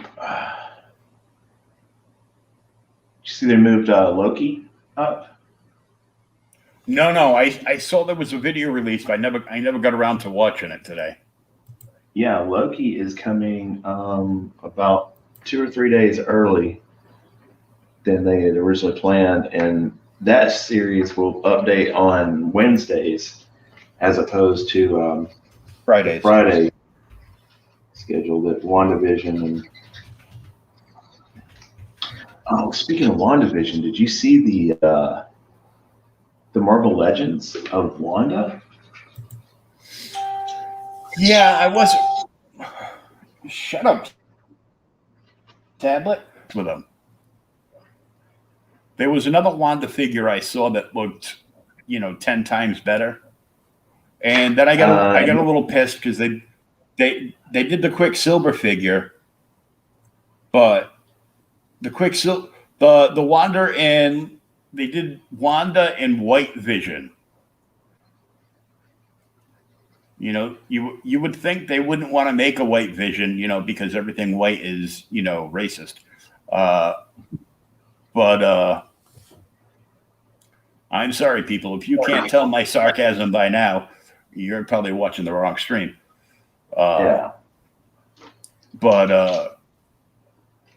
and I was like, oh, that's okay, but where's the regular Vision? Yeah. And then I got really mad when I found out, because they put out like the I'm gonna call them Sam and Twitch, Sam and Bucky figures. Yeah. Sam and Twitch. Sam and Twitch from the original Spawn universe. Remember when Spawn had five different comics and blah blah blah? Well, we're gonna do that again because 28 years ago, none of you idiots were around to remember the mess that was the Spawn verse. So we're gonna do it again. Hopefully this time somebody will buy my IP. So the Zemo figure looked, you know, just like him, and I'm thinking, I go, see, I could go to a Comic-Con as Zemo because I just have to buy a pimp coat, like, you know, at like Sabres or something, and you're like, I just need a leather jacket with like a fur collar, you know, make me look like, I love you that know. they have the fur. Mm-hmm. Because I was wondering, you know, even back when Winter Soldier came out, I was wondering if they were going to do the fur on Zemo, and I'm like, yeah, they probably won't. And they did, and it's awesome. And even better, one of the Hulk comics I bagged and boarded is the first appearance of the Thunderbolts, where Zemo is Citizen V. yeah, and I think that's where we're going to be heading very soon. They've already announced. MCU, I think. They've already announced that there is a Thunderbolts movie. There is a Thunderbolts project in the works. They haven't said whether it's going to be a D+ or an MCU. Because that makes me happy. You know, I think we're going to get from what I had heard about the Black Widow mid-credit scene, it kind of leads you to Thunderbolts and specifically Red Hulk. So, I mean, that's pretty cool. Well, see, my issue with that whole thing is it sounds like they're going to mishmash the original first like story arc of Thunderbolts with the basically the last good Thunderbolt story, which was like the black, white, and red series there, because it was Punisher, Deadpool, Elektra, Red Hulk, and the Leader, and somebody else.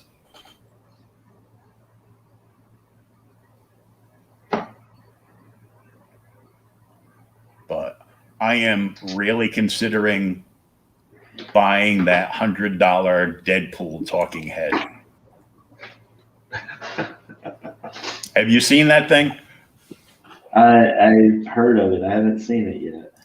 I've seen it like in demonstrations and stuff.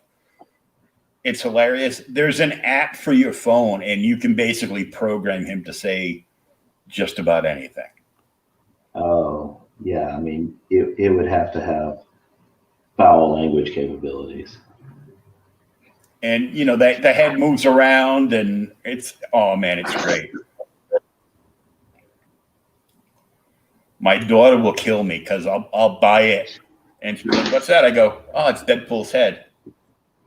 Oh, cool. And then I'll just like hit a button on my phone. It'll stop talking to her.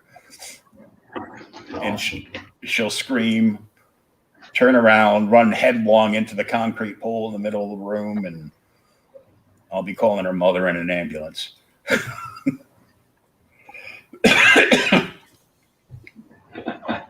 I had gotten the idea to, before I started pricing it, I'd gotten the idea to get a cosplay grade Vader suit. like 501st approved type Mhm. Vader sets. I didn't know that shit was $2,000. Whoa!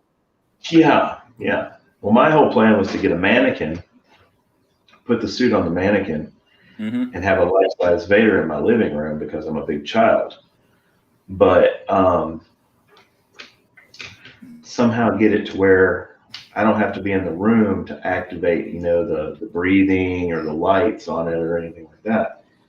And I could just see Mac getting up, going into the living room, to cut through the living room to get to the kitchen, get something to drink in the middle of the night. And I just click that on. And, I have a 7-year-old shitting a chicken in my living room. This is why I shouldn't be allowed to have kids. And Well, too late for that. yeah, a little bit. Oh.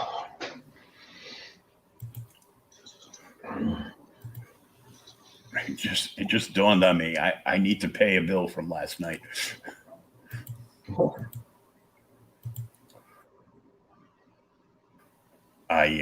Yeah.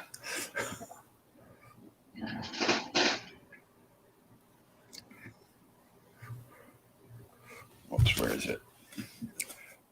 I have like 2 credit cards and I can't remember the damn back number sometimes. Oh shit.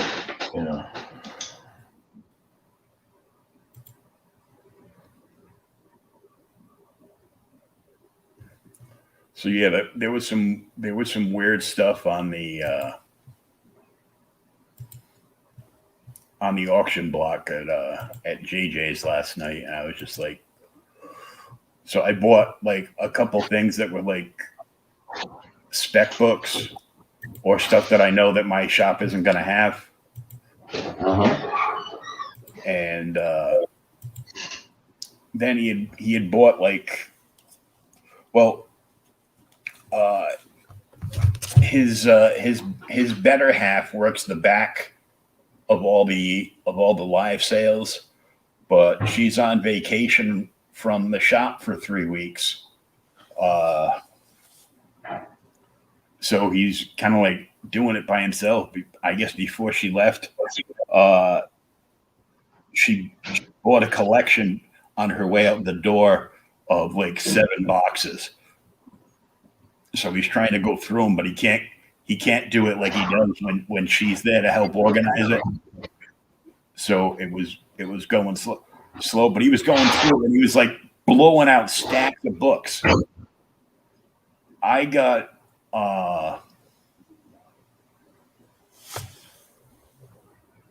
crap, I forget what the invoice was for it, but I bought 40 issues of Legion of Superheroes for like $17 last night. Holy shit. Yeah. Well, I bought like, he said it was 37 issues. He thought it was the first 37 issues of John Sable Freelance from Mike Grell, but there's like I think like 3 or 4 issues missing between like 1 and 37, but they're all there and they're all on, they're not mint because back then we didn't care. We just threw books in boxes without bags and boards. It didn't matter. But I mean, I bought all but 3 issues of 1 through 37 of that first run from the early 90s from First Comics for $20. So I basically paid like 50 cents. I basically paid 50 cents a pop for it. Like, back in the 80s, that was cover price. Now that's like, oh my God. Yeah. When Marvel or DC puts out a new #1, it's at least, $8.99. I was having this conversation with a friend the other day, and I was just like, man, I really don't buy new comics because, number one, I I haven't seen anything from Marvel lately that just looked worth reading. And The only thing from them that has been worth reading, as far as I'm concerned, is Immortal Hulk, and that's just about over. That ends this summer. He's 50 issues, and he's all done. yeah, I've heard it's really good, but Oh, it's phenomenal. But because like the earlier issues are up to some of the early issues are up to like 5 or 6 prints. Fifth or sixth, fourth or fifth prints. I mean, with anything like that, like any series that you might want to read like that, I'm like, just go online and buy the trades. yeah, that's what I'm going to do. Either go online and buy the trades if it's something that you think you're gonna like, and do that, or just pay for a month of the Marvel Unlimited digital reader service and go on and read like the first half of the run. I think like 1 through 25 or 1 through 30 or something like that is up there at least. Just pay like $7 and watch it on your, read it on your iPad for, Yeah. Or worst case scenario, you give Marvel $5 to join that, and you start reading it to see if you like it, and if you like it enough, then you spend the $20 on the trade. I think that's what I'll do. Just get the trade. Yeah.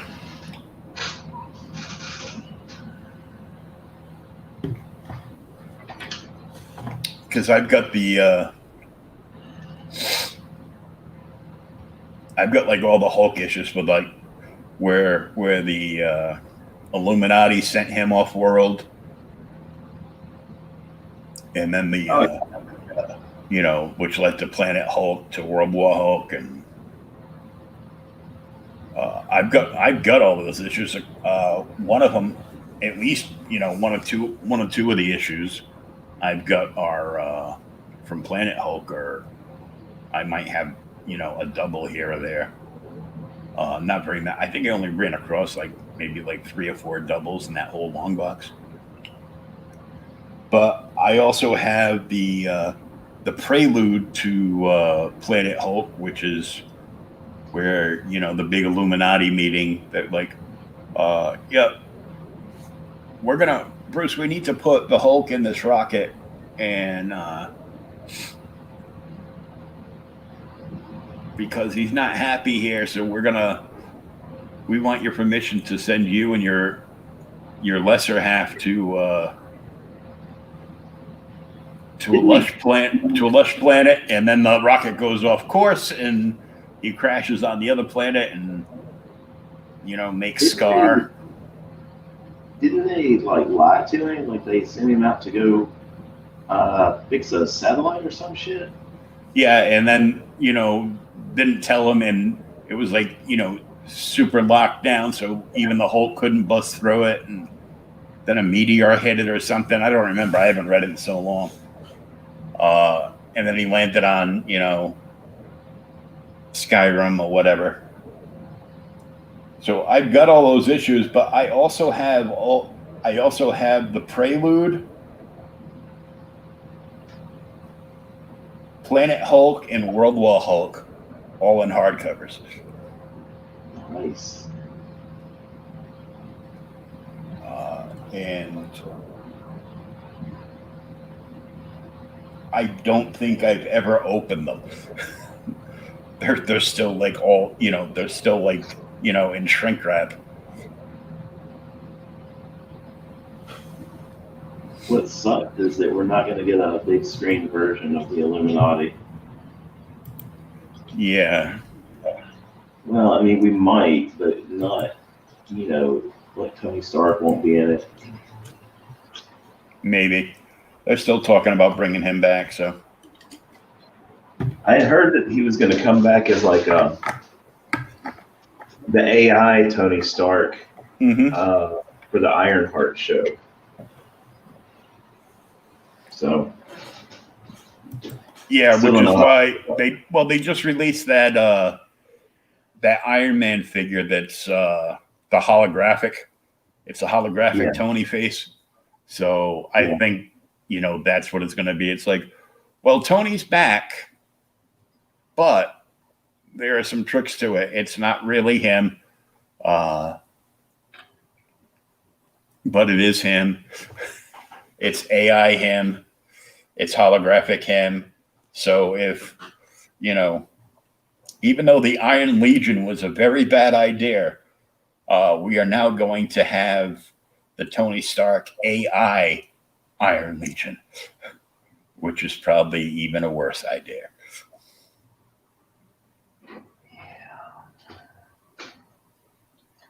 they're worrying me a little bit with stuff in the MCU. Mm-hmm.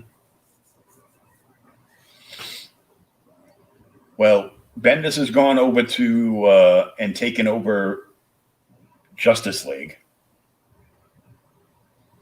which was a pretty good title for like the last few years. But he's taken it over because I guess their plans to make the Justice League movie is gonna be he's giving Justice League the treatment that he gave Avengers when he was still at Marvel, where Dude, they're going to get rid of all the secondary characters and just use the characters that were going to be in the movie, basically. yeah. What's this shit with the Superman stuff now? Oh, Black Superman? Yeah, but it's Black Kal-El. And it's like, what? So, well, this is all part of DC's wokeness. A few years ago, they did like Earth, the whole like Earth 2 thing, mm-hmm. and that's when they made Alan Scott gay, basically wiping out his children because well, they can adopt. Yeah, but it wouldn't be his kids. They wouldn't have powers. And technically, not for nothing, his kids shouldn't have had powers anyhow. His powers are just a ring. Exactly. And like Fluffy likes to make fun of Green Lantern. He does it in his stand-up routine. Oh yeah. What's his secret power? He's got a ring. I don't know any man that wears a ring that has power.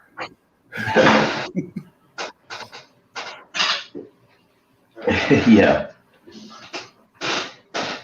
But And I knew that they had like go I ahead. knew they had Calvin, I want to say Calvin Jones or something as the Black Superman, and then they have Val Zod.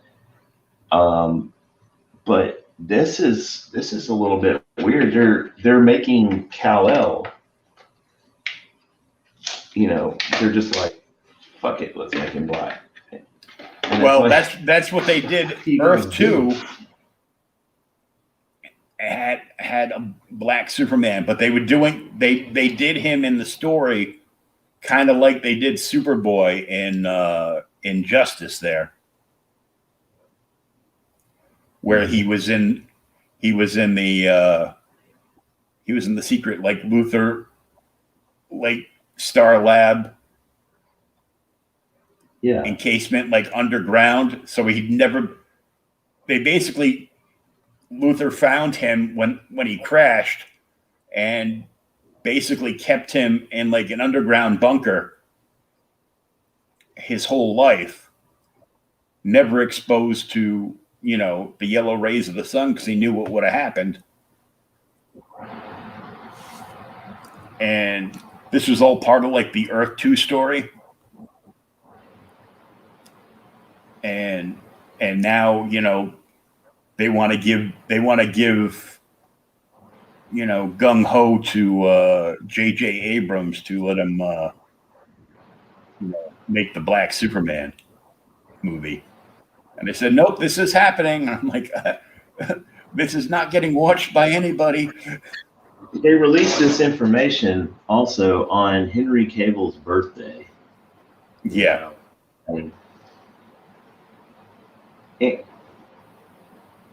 And I don't get it. I really don't. But, I guess I just not woke enough. But I don't understand why they're so pissed off with Cable. It's not his fault that Justice League wasn't good.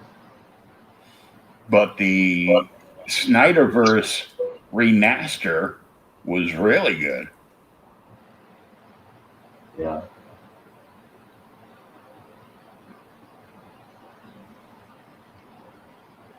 Well, anything would be better than that Joss Whedon bullshit. Mm-hmm. Well, I think Josh is all done with everything. I don't think he's ever making anything again. It doesn't look that way. And I'm not sure, but I think when, after JJ makes this, that, they're not going to let him make it anymore. And then they're going to try to guilt everybody and be like, you're racist if you don't go watch this movie. It's like, look, quit tokenizing characters just so you look like, hey, look, we gave you Black Superman. Yeah, but Superman is black. He's been a white dude since 1937. And why does it matter? Because he's not even from this planet or real. Right.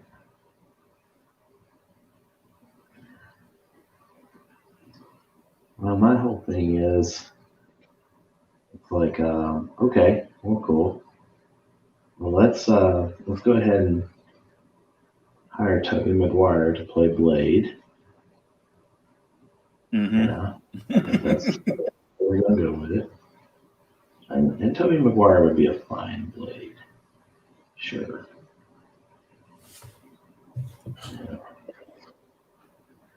Or Danny DeVito can be Black Panther.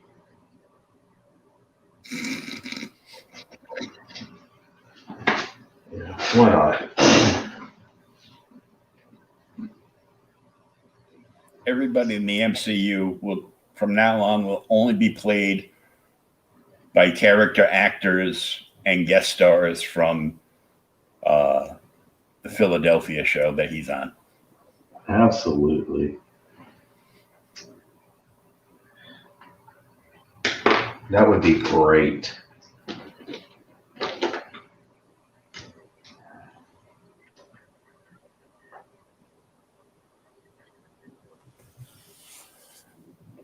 Yeah, so I got some pretty cool stuff in that box from JJ though. I got that the picture that I'm showing you. So the Tales of Asgard #1 there.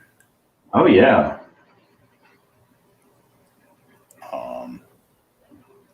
I paid $20 for it. It's a great copy. It's not, it's not anything that I would be like, yeah, this is such high quality. I got to get it. I'm gonna read it and then I'm gonna get it.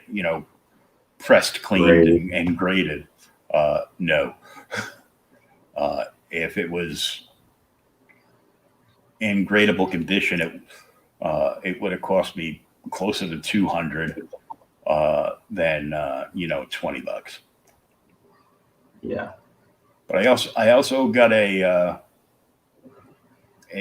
comics interview magazine from the 90s, and it's for Dark Knight Return, the release of Dark Knight Returns. And it is all Batman interviews. There's a big long interview with Bill Finger's son. Then there's an interview with Bob Kane. Then there's an interview with Jerry Robinson. Then there's an interview with Burt Ward. I'm assuming there's a Frank Miller in there somewhere. And then, of course, Frank Miller, yeah. One of the, they'll take out like, certain, parts of like an interview, and they'll like highlight them in, oversized bold italics. And one of the ones from Burt Ward was the Catholic League of Decency told us that the bulge in my crotch when I was dressed as Robin was too large. Well, they would know. Mm-hmm. We measured that up against the Altar Boys, and let me tell you. Yeah. It created quite the stir. Mm-hmm.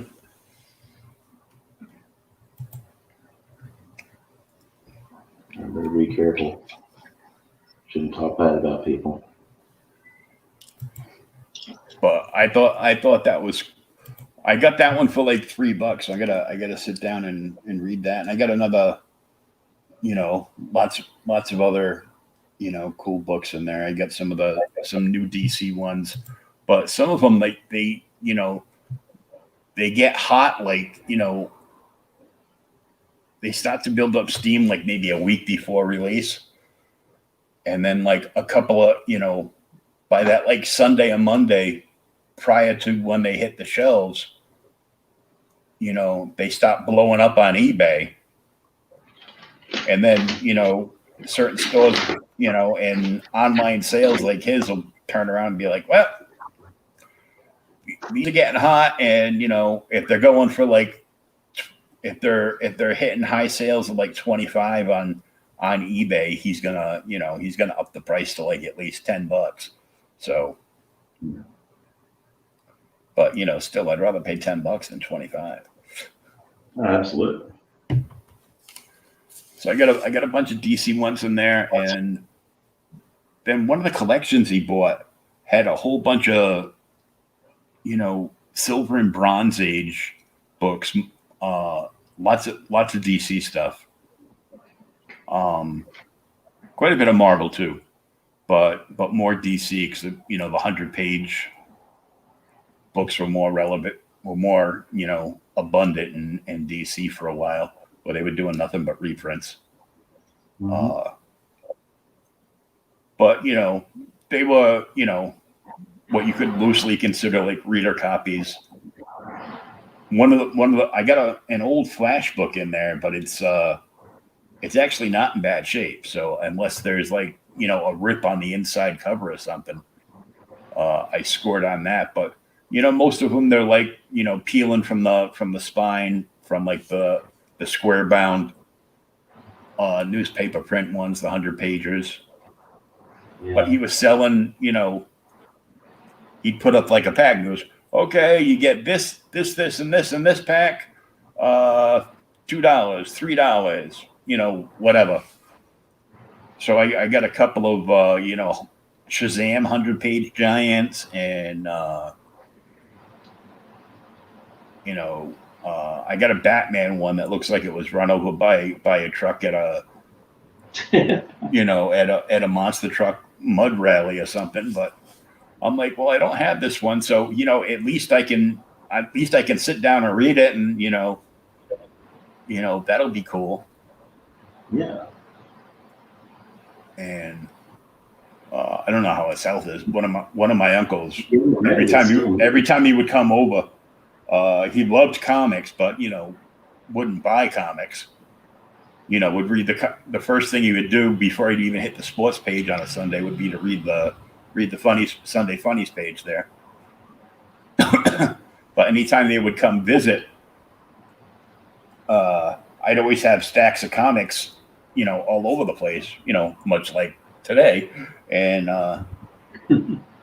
he would just grab my comics, and he would literally grab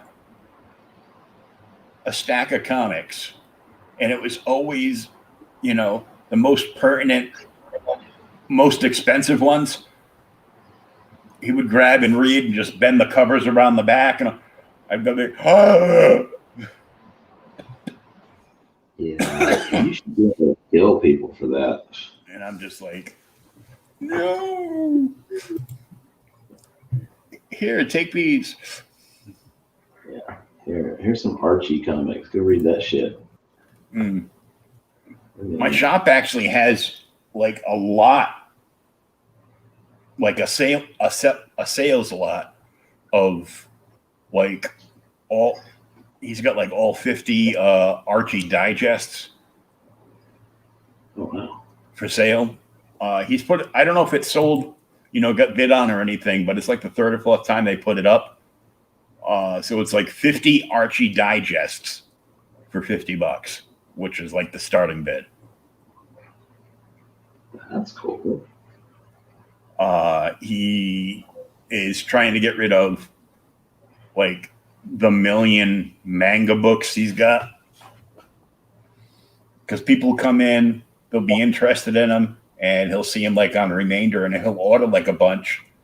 And if they left like a contact email or something, he'll email and be like, "Hi, this is so and so from this comic shop, and you were in asking for manga stuff, and I just got a whole bunch in." It's like, "Oh well, we went to a couple stores after yours and bought some later that day. We're all set." Like, oh,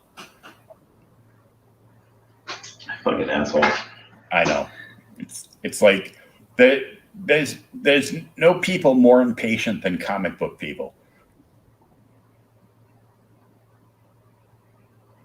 And like we're even more impatient than more impatient than 12-year-old girls making a TikTok video. I'll co-sign that. It's like, what do you mean you don't have this issue? Well, it's sold out. Why? Because we ordered enough for all our people that subscribe to it here. And we ordered a dozen copies for the shelf, and they all sold. Oh, that looks sweet. I was wondering what you were doing with the clock. I go, why is there a tree growing out of the clock? And go, oh no, it just cracked and broken on the face. That's okay. Yeah, I don't know why, but for whatever reason, anytime I draw a big clock face, I feel like breaking it. So. No, you can't make an omelet without breaking a few eggs. This is true. Yeah, you gotta. And like I said before, it's Gotham, so shit's broken. Absolutely.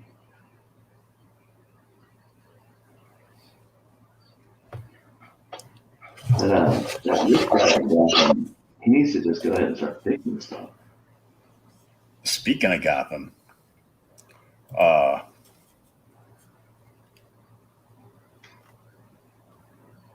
there you go. Oh, nice.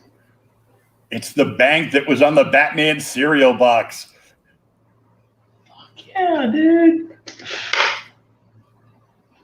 And it's still got the mail-in sticker on the back for the soft glow nightlight.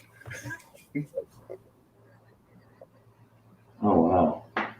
So the Batman nightlight mail-in thing sticker is on the back. The only thing that sucks is there's no stopper for the bottom, but those you can just buy one of those on Amazon, like anything else you can buy on Amazon. Oh yeah, dude. I'm just gonna go on. I'm just gonna go on Amazon and search for Asian girlfriend or something and see what happens. Hey man, let me know, because I got Prime. I want to get free shipping on that shit. Oh yeah, okay. That's what I'm talking about. Yeah. Just search, tall redhead with loose morals. Yeah. Yeah, well, you already have bad luck with that. Because I'm a tall redhead with loose morals, so you'd probably end up just getting me in a box, and that would just suck. You'd be like, "Dude, what are you doing here?" I go, "Well, you ordered a tall redhead with loose morals from Amazon, and I would definitely have to call customer service on that. yeah, customer service will answer. Oh, would you like to discuss the warranty on your car now? No.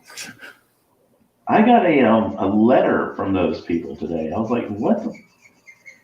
If I don't answer the phone, you just feel like you got to send me a letter? I tend not to answer and it's really sucky because like my phone number is on my business card. Yeah. So,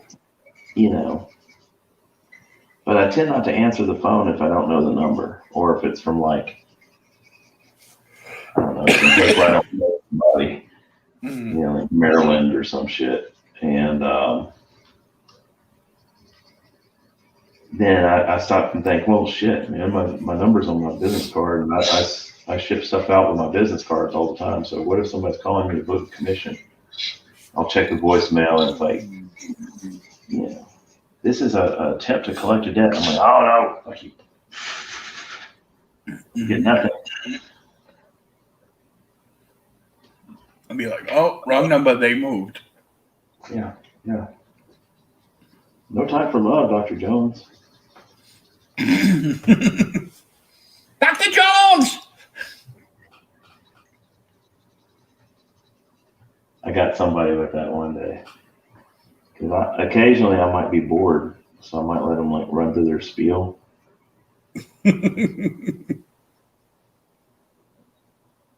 So what do you think? Would you like to extend your car warranty? No time for love, Dr. Jones.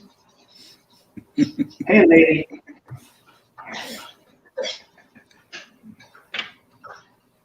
That's funny. I wish I could do voices like Gabriel Iglesias. Oh, I know, right? Oh God, I would have so much fun with that shit. Oh my God, I died laughing. I was watching this female comedian from the UK, Sarah McMillan, and I love Scottish and Irish accents. Fuck yes. And she is just hilarious.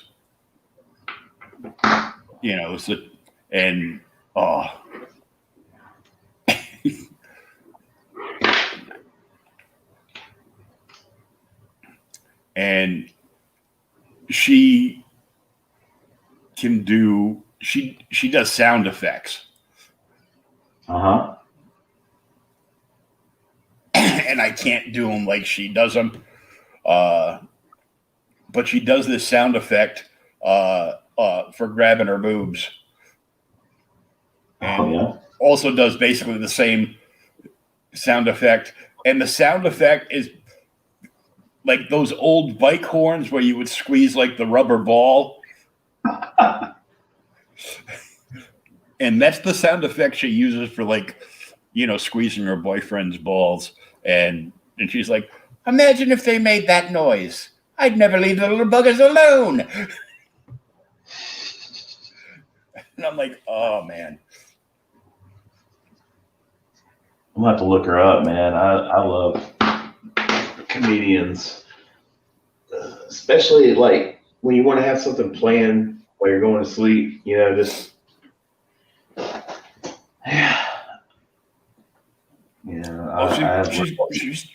She's got a bunch of her stuff up on Facebook, and they don't edit it or anything. They just let it play like, straight through foul and everything. It's like, oh, this is great. Oh, that's cool.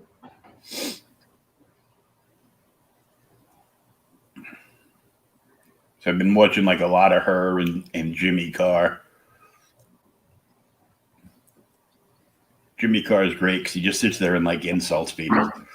I love that shit. And that's basically his whole thing. So, but yeah. Well, you know, somebody's got to do it since Don Rickles isn't around anymore. Yeah, well, I do it, but people can't tell, you know, if I'm ever joking or not. So I'm like, I don't want to get shot. I just tell them I'm not. So.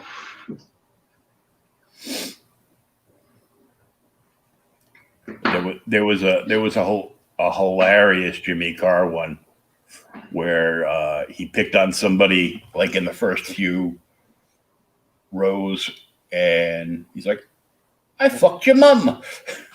She still owes me a tenner." And next to this kid was his girlfriend, and then his actual parents are right there.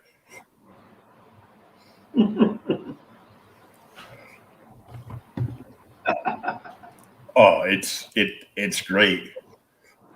And then he asked him what his name was, and then he says his name, and then Carr looks over at his mother and goes, "So, when exactly did you know you were having a gay?"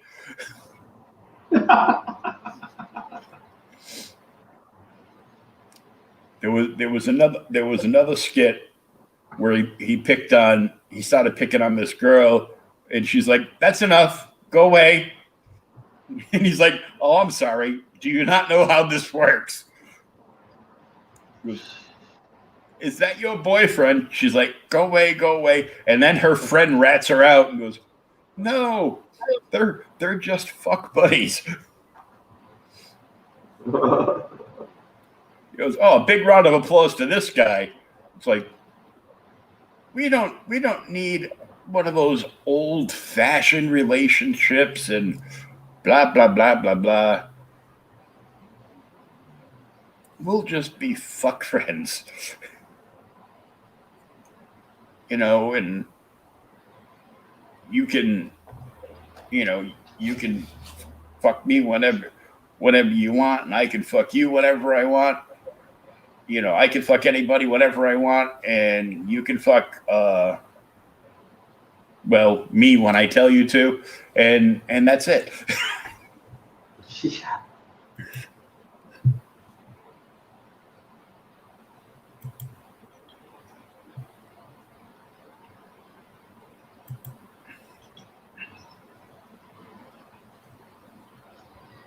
I've seen some of his stuff. I see him on like the Comedy Central roasts. Yeah, which are fucking hilarious. Who have I watched? Bert Kreischer. Oh yeah, the machine. Oh my God! The first time I heard "I Am the Machine," I mean, I about died laughing at that. So I just got an email that is about Blood and Bullets #1, which is the Monty Moore book, and he was just on the other night, as you well know, and one of the unlocks, so one of the stretch goals, was something he calls, clever enough, the 3-card Monty. Oh, the playing cards. Not the playing cards.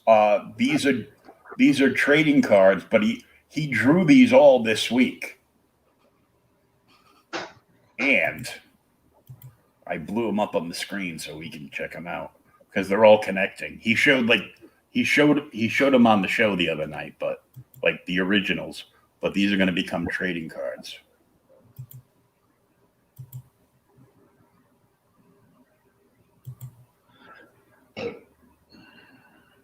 Oh damn.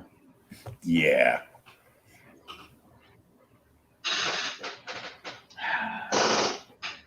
See, it's just not fair to the rest of us Okay. You know, and he's such a cool guy too. I mean, he could be Oh like yeah. I mean, I can remember before I even started messing with color, just out of nowhere, he was on my friends list and he saw a couple of black and gray pieces that I did, and he messaged me. I'm like, holy shit, I'm getting talked to by somebody here. And I mean, it wasn't like he was interested in them or anything. He was just like, hey, you got a lot of potential, blah blah blah. And I'm like, holy fuck, validation. Can I quote you on that? And Yeah, can I make that my blurb on the back of the book jacket? Yeah, mm-hmm. yeah. Monty Moore says has potential. I'll take it. But it's just so cool being able to, talk to people like that because, when I was a kid, you had to stand in line for hours at a con and hope to God that, they weren't too bad. They weren't too tired of looking at other people's books enough to look at yours. Hoping your deodorant's still holding up after walking around for 4 hours. And Yeah, exactly. my problem was I would always put on my Joker leather biker jacket and not realize that, even if the AC was running in the joint, that I'm not There's standing still still 500 or people. sitting and I'm surrounded by people and I'm going to be sweating my balls off. And I'm like, oh, man.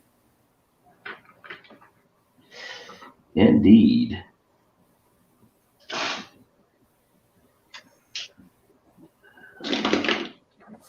So this is badass, but we should probably cut this down and call it because, it's been like 3 hours. I thought it was only like I thought we had just hit like the 2 hour mark, and then I looked up and it's saying the live clock is always off by like 10, 12 to 20 minutes. And Yeah. and now it says, we've been on for like 2 hours and 23 minutes. So, add Oh like man. add some more time onto that because yeah. Yeah. Well, this one's almost done. Once she's done, I'll be shipping her out. It's my buddy Mike. He's getting this lovely commission. He actually got the Phoenix that I did, and Cool. the Red Sonja that I was so like, what the hell? Nobody's picked this up. He's like, shit, that's available still. Yeah, let me get that too. So validation. We like Uh, Mike. yeah, Mike is good. Mike's a great guy. Mikey doesn't just like life cereal. He likes art. Right. Well, he also moved in on the Witchblade and Rogue from last month. I can't work on that here because we're trying to keep this kind of family friendly. But Mm-hmm. well, I guess I could. I don't know. We'll go from there. We'll see how that goes. Yeah, we'll But see how it goes. yeah. But other than that, man, yeah, she's almost done. We'll finish her up later. Yeah, you just message Mike tomorrow and be like, just about done. If you want to see how it came along, just go watch the show, and Yeah. or you can just be surprised when you open the package. I don't know. He's. I'm sure he's. Well, I like to think that he checked in, but yeah. But Anywho, that's gonna wrap up this week, and we'll be back next week with another thing and some stuff. yeah, stuff and things. Stuff and things, and we'll do some nerdy, geeky talk. We'll probably bitch about a few things, and Sean will make some more art. That's the plan. I mean, it's worked so far. Yeah, that's what we're doing. So this is very cool. It's a commission for somebody, but you will be able to contact Sean at Shawn-Zilla Art, all one word, on Instagram if you're interested in free purchasing a signed print of this original piece that's going to somebody else for a commission basis. Yep. Or you can commission your own. Even better. Yeah, we like that too.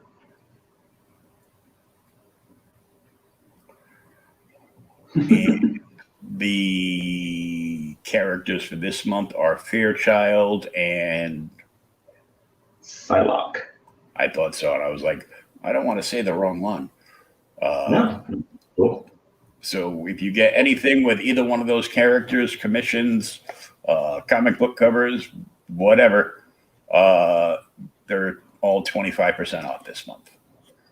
Sounds good.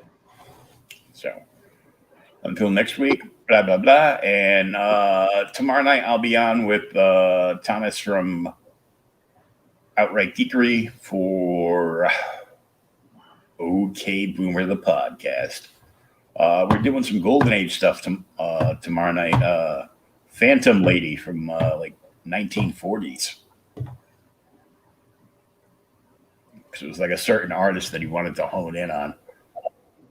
So he thought it was a good idea to give me 17 stories. And I'm like, the hell, dude?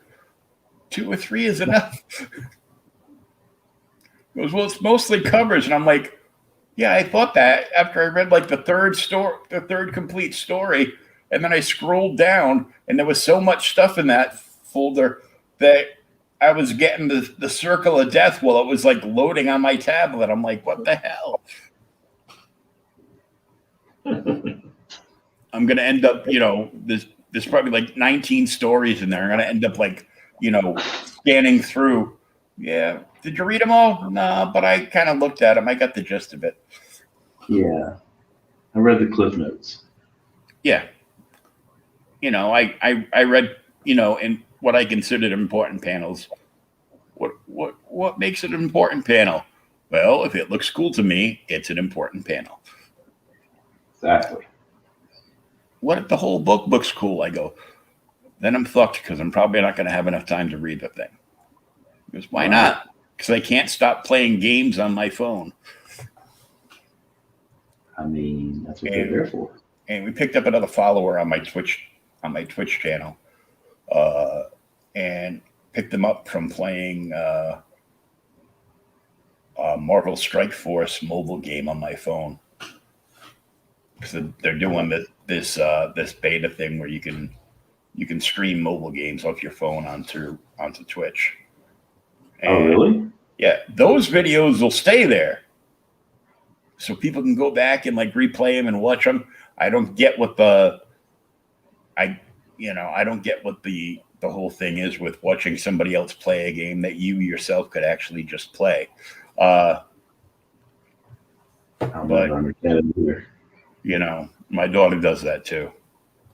I go, well, there's,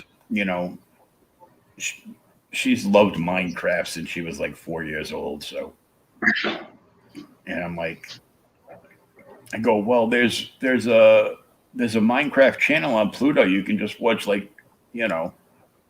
goes, no. There's only certain YouTubers that I follow. And I'm like, oh God, I've got to break into her phone. Jeez. Like I haven't already. Come on. Yeah.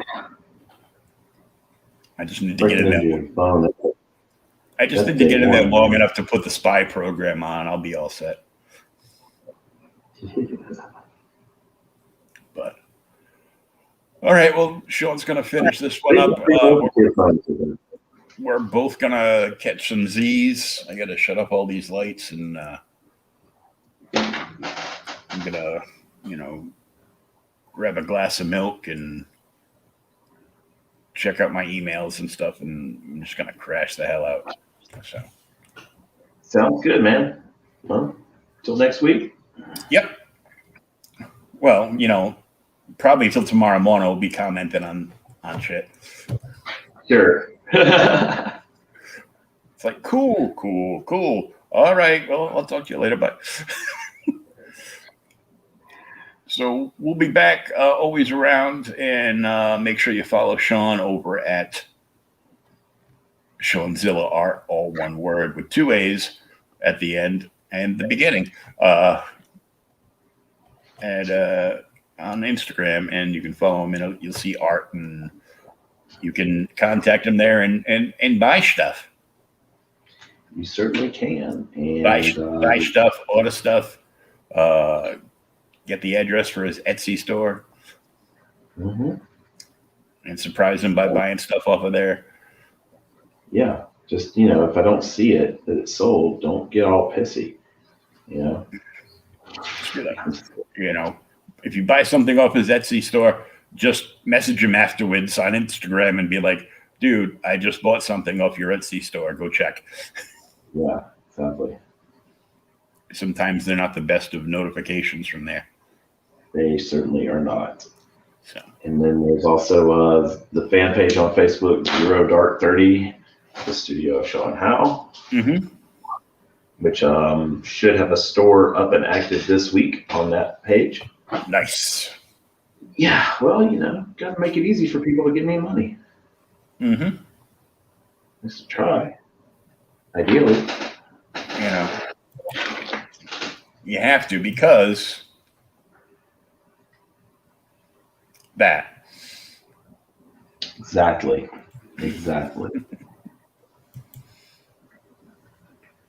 All right, everybody, have a good night. We are out of here for another week.